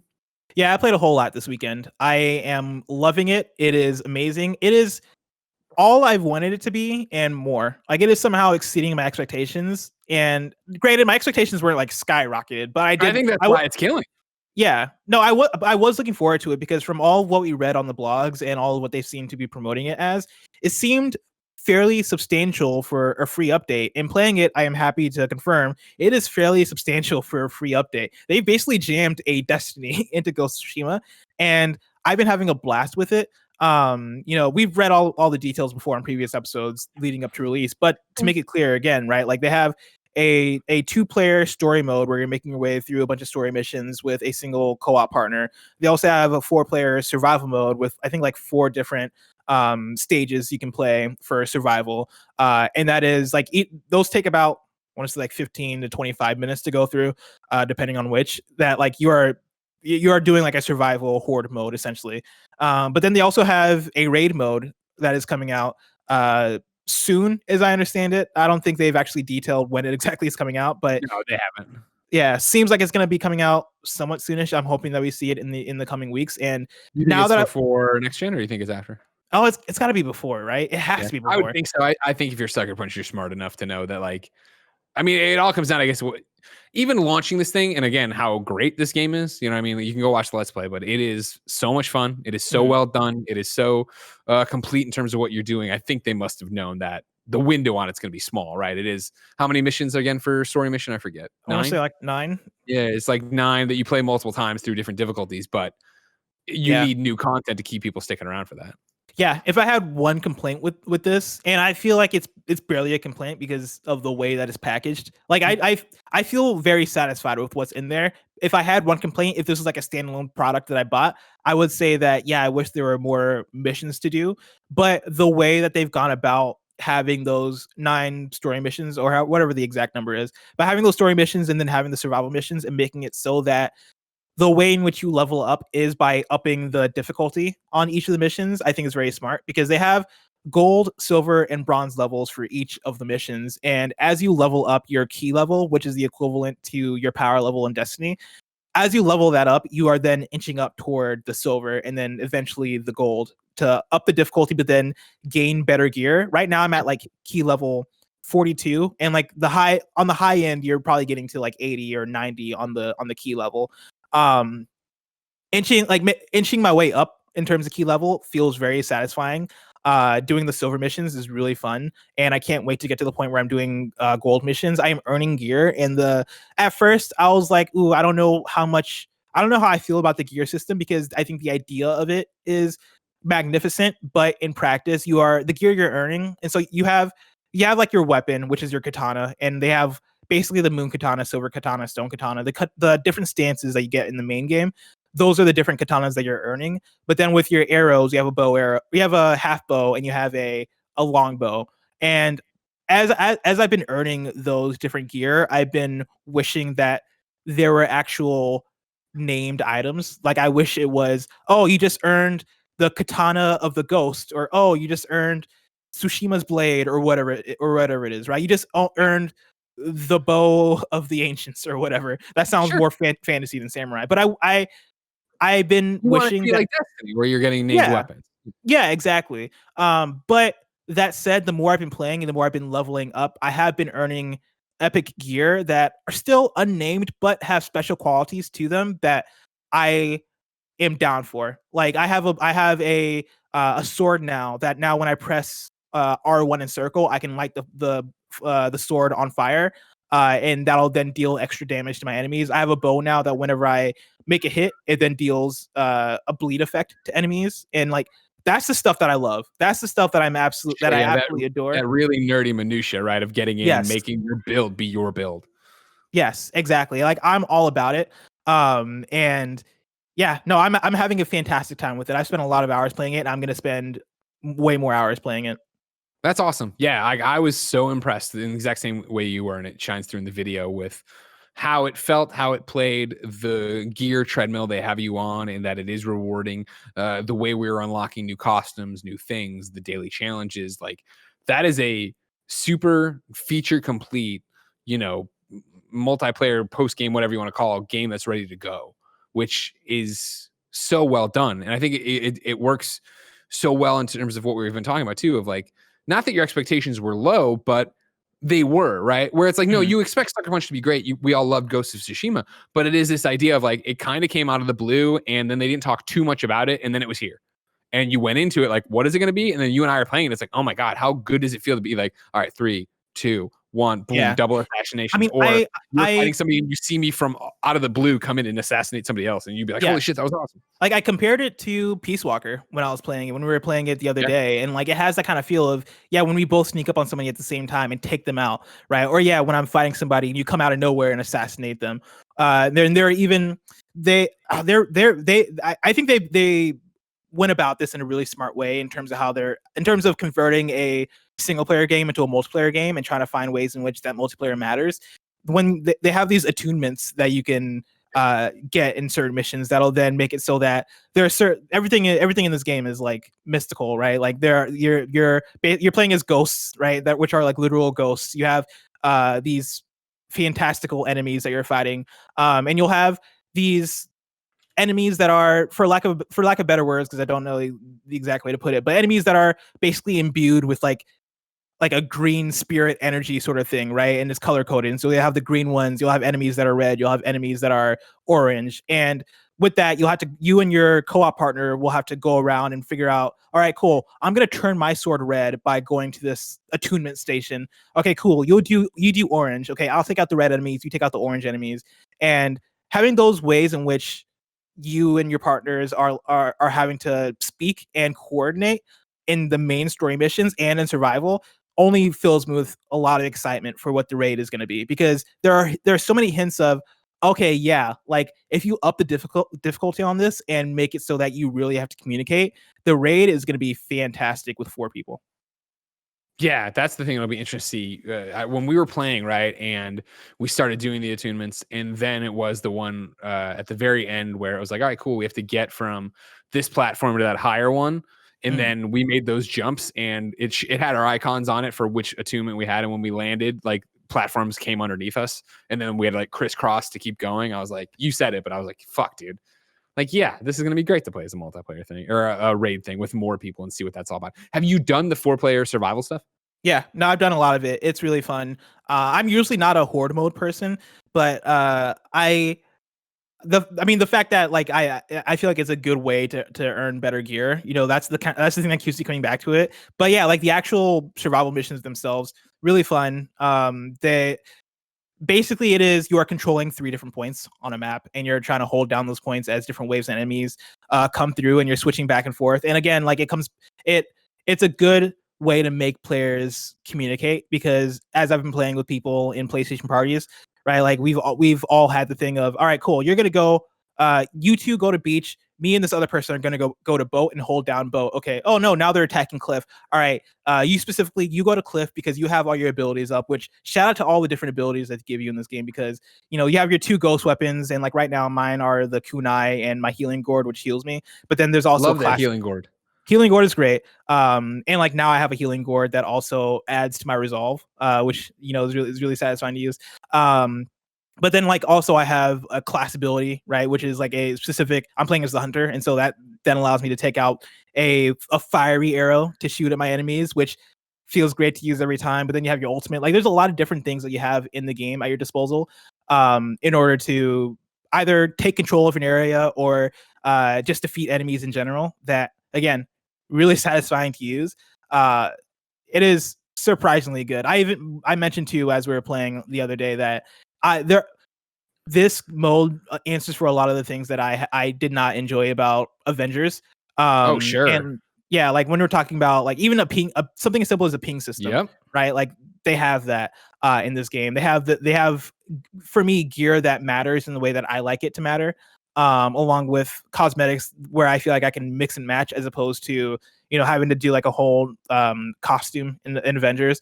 I am again blown away by how good this is, and I'm surprised they're even packaging it in this way, where it is a DLC thing, because I think they could have launched it as its own $20 thing and people would have bought it, and I think people would have been happy with it, or even like done a free to play thing with microtransactions. Like there's so many ways they could have packaged it in order to make more money off of it that I'm surprised they went about it this way. But yeah, it's a great way to do it, and it's a great way to get people excited for it and have them hold on to Ghost and come back to Ghost and see what it's all about. And I'll be interested to see how many people are waiting for PlayStation 5 and just wanting to do, you know, I'll pick it back up when I re-download Ghost of Tsushima, right, and run it there and see how much better or faster it loads, all that jazz. Yeah, I mean, you've played way more than I have because I played just that set of hours with you before I moved over to weekend activities. But totally loved it. Like, thought it was great. Like, I think it's you bring up Avengers, which is what I've been playing the rest of the way for the weekend because I'm obsessed and I'm trying to get the platinum done before PlayStation 5 gets here. But yeah, I mean, it's night and day in terms of like, it just all works. And like, yeah, like you're talking about like something as simple as the ping. And granted, like if you want to like, you know, Ghost is a much smaller experience, right? Like it's easier for them to do it. Their missions are smaller. They have the mystical door that like takes you between different segments. So you can hide stuff that way or hide the loading that way. But it's still like, no, Ghost is fantastic in delivering something I think a lot of people didn't even know they probably wanted out of it. And like, you know, we talked through the whole thing. Have you paid attention to the story now as you've been going through and seeing it? Yeah, replaying the story, I'm paying attention to it more. I want to play it again from front to back because when we played it during our stream, obviously we're streaming and we're talking and all this stuff, so we're not really paying attention. But when I've been going back and redoing certain story missions, I've been getting hints of what the story is, and seems pretty cool. Like it's not like as interesting as the single player story, but it seems like it is the way they go about it because they have a narrator that is telling the whole story of what's going on from mission to mission, and they are, you know, they're talking about the things that you're currently doing in your mission. I think that's a smart way to go about it because the characters that you play as are silent, and it feels like it's the only way to do it, but it works. Also because the narrator is the same voice as Uncle Iroh from the later seasons of Avatar: The Last Airbender, and he does a really good job. But yeah, the story itself is basically, hey, there's an evil spirit doing evil shit. You're playing as the ghosts of Tsushima, and you need to go through and basically push back against the evil spirit. It's building up toward this fight against, I believe it's Io. I think that's right. You're saying right. Yeah. And it seems like it all culminates in what is going to be the raid, which is really exciting. Like the way in which like it wraps up, I think, right into you then stepping toward what that is going to be, which I think is pretty cool. Have you put it together? I guess they've said this publicly, obviously, but I didn't understand this when we play through it. We're talking over it. We're having a good time. We're running around being ghosts and fighting all these crazy like not ghostly Mongols or whatever, right? Mm-hmm. And like I was talking to people who are playing and knew more about it than me, and they're like, oh well, you know, like what's happening here is that this is the story of Ghost of Tsushima. This is Jin's story. What the idea here is that since not a normal person on Tsushima wouldn't have been there or known all of this, the ghost is a legend. It's this narrator's interpretation of how all this shit happened. And so it goes back to what we were talking about when we were playing, right? Of like all the different classes are there, but this is just all stuff Jin could do, but it's broken out into different classes. Because it's this idea of, if you knew this place fell, if you knew all these Mongols got taken out by an assassin, but also an archer, but also a samurai, mm-hmm. and you were told that in like third hand, and then you wanted to tell people that story, how would you wrap that up in a way people could understand? And so it's kind of like the books of the Bible, right? And how they tell the same story but interpreted differently. That's the idea behind this, is like it's the narrator putting it through this lens of what, and it's all them. Game Informer, I pulled it up earlier in the day. Hold on. Game Informer, here it is, had an interview with the folks who did it over there. Let me get some names for you. This is Leanna Rupert over at Game Informer, who was talking to creative director Nate Fox and Darren Bridges. You're talking about Goizin, who's the narrator. Am I saying that right? Gyozin? Gyozin is a sort of gatekeeper of legends, and he's kind of the source of all the stories. When you're in a mission, you'll hear him speaking as a narrator. He's where legend sits and how it connects to Ghost. He, along with everyone else on Tsushima, experienced the events of the Mongol invasion, an overwhelming force coming into the island. Then there is one huge event, and that's when they begin seeing the Mongols start to get repelled by the Ghost and hear the stories about the Ghost himself. Legends is him processing all this information and retelling it as he interprets it from his perspective. From his perspective, one person couldn't repel a Mongol invasion. There has to be more than one ghost. And it wasn't immortal. It wasn't immortal. It was this idea that ghosts kind of resurrected samurai, the warriors that could come and defend the land. That's how Legends marries into the single player story. It's sort of a supernatural exaggeration, a retelling of the events with supernatural influences. That's really cool, and that makes a lot of sense. That adds a lot of context. This weekend, yeah, when I heard that this weekend, I'm like, fuck, I gotta go back and replay this. I didn't beat it with you. We did like 5 missions, 6 missions. I was like, I gotta see it all the way through, and then I want to know how that pieces back together, because that's with that lens on it. I'm like, oh, what a cool way to tell this story.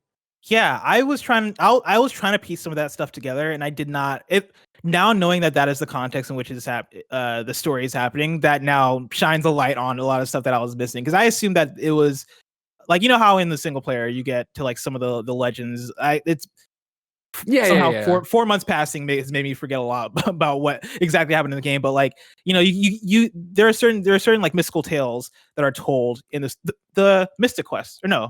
Mystic, yeah, you're right. No, I don't know. Yeah, where you talk to the guy with like a lute or whatever, and then you go off in the woods and you see what's up, and it's usually when you learn a new move from somebody who's got like, oh, this guy can summon lightning with his attacks. Yeah, I assume that Legends had something to do with that, but now knowing that it has to do with, no, this is the tale of the Ghost of Tsushima, I think that makes a lot more sense now that I'm thinking back to how the narrator was talking about, because the narrator literally calls them ghosts, and I'm like playing it, I'm like, oh yeah, so that's, I thought that was Jin, but I guess not. And now understanding that makes a lot more sense. My question for you is, so now that you've pulled ahead of me and you've played a bunch, I want to join you tonight and play. What does that look like? Do you have to do them on bronze with me, and then like you're not earning rewards that are worth it for you? Exactly. Yeah. No. So now I'm at a place where I only want to play silver missions. Totally understandable. Yeah. So I can upgrade my stuff, and I mean, I'll play with you if you want. I don't mind going through and just playing it in general, because it's a fun game. But yeah, once you level up, you are now, you get to certain tiers where it's like, okay, now I just want to play these missions so I can get better gear. That sucks. Great. Kevin, were you gonna say something? Yeah, I was gonna say it'll only take me an hour to get to where you're at. Is that my? No, we did multiple hours. No, we the stream of an hour is only up there. So yeah. I mean, that said, Kevin could play with you, and it'd be a pretty like even. Yeah, we'd still be in the same bronze tier, right? So yeah, like you'd still be playing bronze with Kevin if you wanted to play with Kevin. And you can play the solo, right? You can play story solo, so I could always beat story solo and come back to you. I'm silver. Well, you get partied up with a rando. I don't want that. I don't want no randos. I've been playing with randos. Surprisingly, I've been having a great time with them. Yeah. All right. Good. So good. There you go. I've been playing, like I said earlier, Avengers, and I know I've talked your ear off about Avengers, and it was not a great week for Avengers news last week. Obviously, after we signed off, right? They delayed Kate Bishop. It looks like sometime into November, which was supposed to be at the end of October, and then also delayed the next gen upgrade or whatever. It'll still work obviously on PlayStation 5, backwards compatible and load faster and all that shit. But that was like, oh man, like I was excited to see what it looks like on next gen on PlayStation 5 on launch day. Again, take all the time you want. It's been a weird year and everything else. But what I'm trying to do right now, Blessing, is work through and platinum it beforehand. I'm down to 2 trophies till platinum. But it's like, you want to talk about, this will probably be my final, knock on wood, final platinum of PlayStation 4, right before I switch over to PlayStation 5. And it's such a great snapshot of all the trophy hunter woes of PlayStation 4, where the 2 trophies I have left are To the Dark and Back Again, complete 50 Hive missions, and then Holding It Down, complete 30 Warzone at Challenge 3 or higher missions. I, of course, have no way to track how many of the 50 or 30 missions I've done. So it's that incredibly annoying. It's like that both depressing and then that moment of uplift where it's like I beat it and it's like I don't feel like I've done 50, but I still haven't done 50. Fuck. All right, you know what I mean? You keep rerunning the same stuff and we're running the same missions. I'm leveling up my 3rd character right now. Iron Man will be 150 when this is all said and done. And yeah, they added in Tachyon stuff too, the new time trial stuff where you have a minute on the clock that's constantly counting down. And so on top of doing the mission, you have to go get these time orbs to keep time going or whatever, which I found interesting and fun to do a couple missions, but I'm not a fan about it. Like if you're playing it, it's your way to get like exotic gear, and exotic gear is what's slightly better than what I already have. So it's like, what's the point of it? Like, I'm not going to run that. I'm waiting for Kate. I'm waiting for Raid. I'm waiting for the cloning lab. That's still coming apparently soon. So there's still stuff coming for it, but close to platinum on it, and that's all I care about right now. Bless. Congratulations. Thank you. Are there any other games as service games that you're currently looking forward to that are upcoming, or is like Avengers like kind of the one for you right now that is indefinite until? No, Avengers would be it. Yeah, like I'm not like hooked on it. It's what I said when we were, I think, closing up shop on Ghost, where it's like Ghost is head and shoulders, a better working experience or whatever than this, and it's Ghost of Tsushima gameplay, so it's just fantastic. But it's about the world for me, right? And like I like being an Avenger. I still like, I'm still questing to finish off Iron Man's challenge card. I already have Widows and Caps done, but Iron Man's my third main. So it's like, there's still stuff for me to grind out and do with it. And I still like the moment to moment gameplay of it and how that actually feels. And so like, before this, I would never say I was a real games as service person. I guess that's a lie. Division, but even Division didn't feel to me as games as service as this, where it's like, oh, I got to do my daily. Oh, I got to do the weekly. Oh, I got to look into this. You know what I mean? Like, I've done that, I guess, occasionally with Fortnite and stuff like that, but no, there's nothing on the horizon where I'm like, oh yeah, like I'm more excited to get back to, I think, games that are more traditionally me, which are your Assassin's Creed, your Watch Dogs, your Miles. Dude, we're like right on the precipice of a flood of games. Like that's why I'm like, I need to finish this fucking platinum, because once these things hit, I'm not gonna like, oh, you know what I need to do? Why don't I grind 4 hives tonight? Like that's not gonna be when I have fucking Miles Morales and a platinum there. Let alone when I finish all that, I'm gonna want to go back and re-platinum Spider-Man. Yeah, like, and it starts literally next week. We're getting Watch Dogs, and then from there, it's just from there we're getting next gen, and it's gonna be game after game after game. And so I'm for the moment enjoying Ghost of Tsushima Legends as much as I can. And like I also played the Outer Worlds Peril on Gorgon, which is very much I feel like playing Outer Worlds right now kind of thing. And I booted it up and played through the whole thing and really enjoyed it. If you've not been paying attention, right, Peril on Gorgon is the first of, I believe, 2 DLC drops for Outer Worlds, and the whole thing is it added in a new planet and basically a new main quest that probably took me 4 or 5 hours to play through. That's good. Yeah, but there are also like side quests and stuff that are included too. That I skipped through the side quests. I just stuck to the main quest because I just wanted to complete it. Got things to do. Yeah, I got things to do. So I was like, I'm going to play through this thing and bounce. And it was a reminder of how good the Outer Worlds is.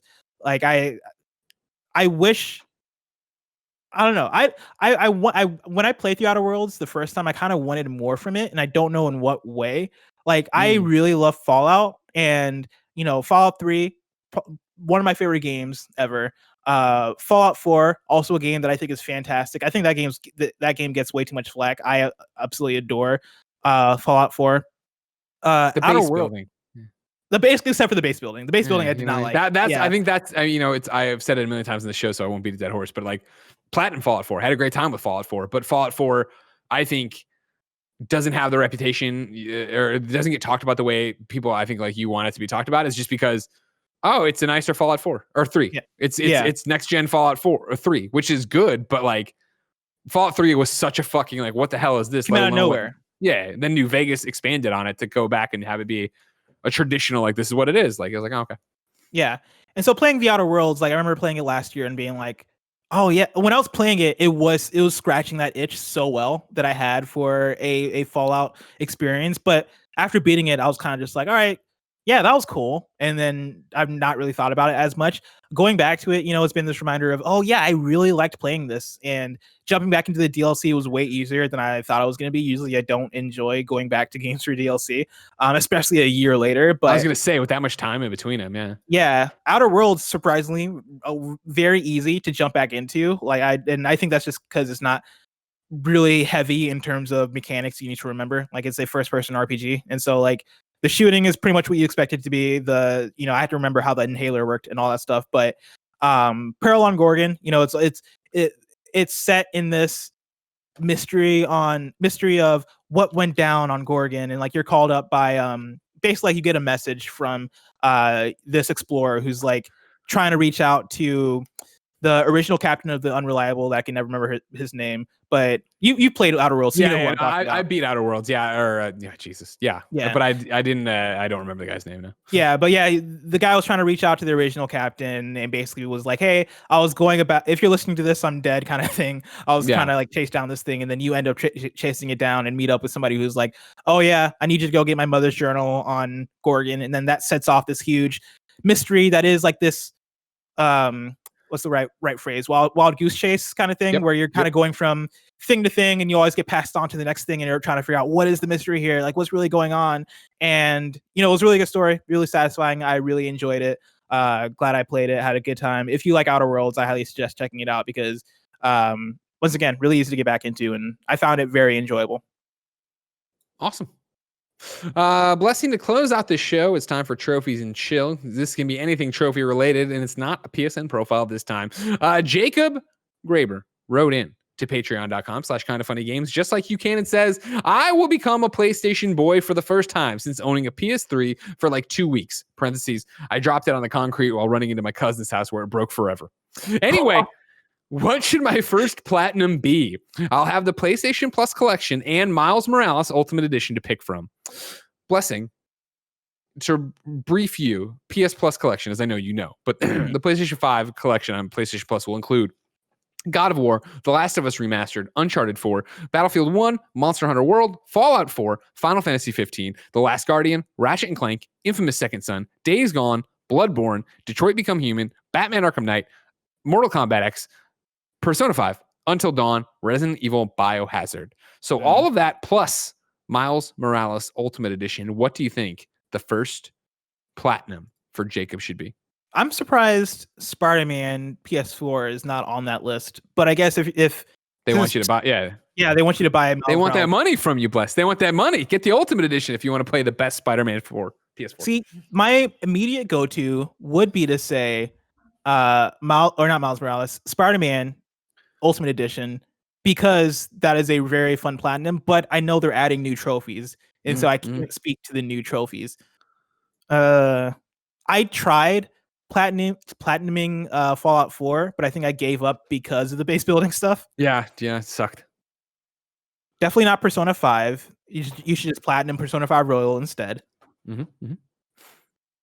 Oh, not The Last of Us Remastered because of all the online stuff. Not a good one. Yeah, I don't know. Greg, do any of these? Oh yeah. Personally, I would say Miles Morales Ultimate Edition. I would say go with Miles Morales. I don't know the trophy list, but I do know that Insomniac knows what they're doing with their trophies. I don't imagine they're going to fuck it up. I think it's been another really fun one to play. And with it being a smaller game, it should be a quick enough platinum for you. Outside of that, what's calling my name is Ratchet & Clank, which is one I've talked about before when we talked about having a pile of shame list. Ratchet & Clank was one that I had the best intentions of platinuming, but got pulled away. I didn't even beat the game.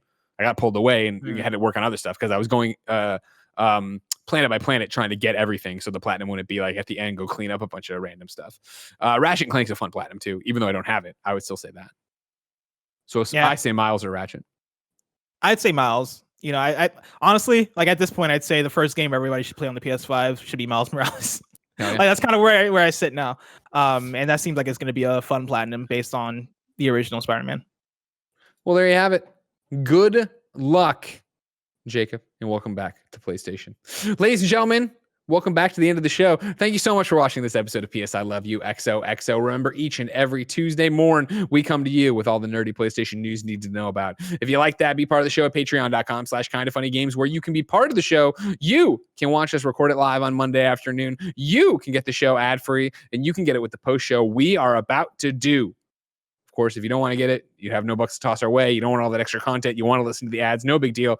You can head over to youtube.com/kindoffunnygames, roosterteeth.com, and podcast services around the globe each and every Tuesday morning. Until next time, we got that post show to do, but it's been our pleasure to serve you.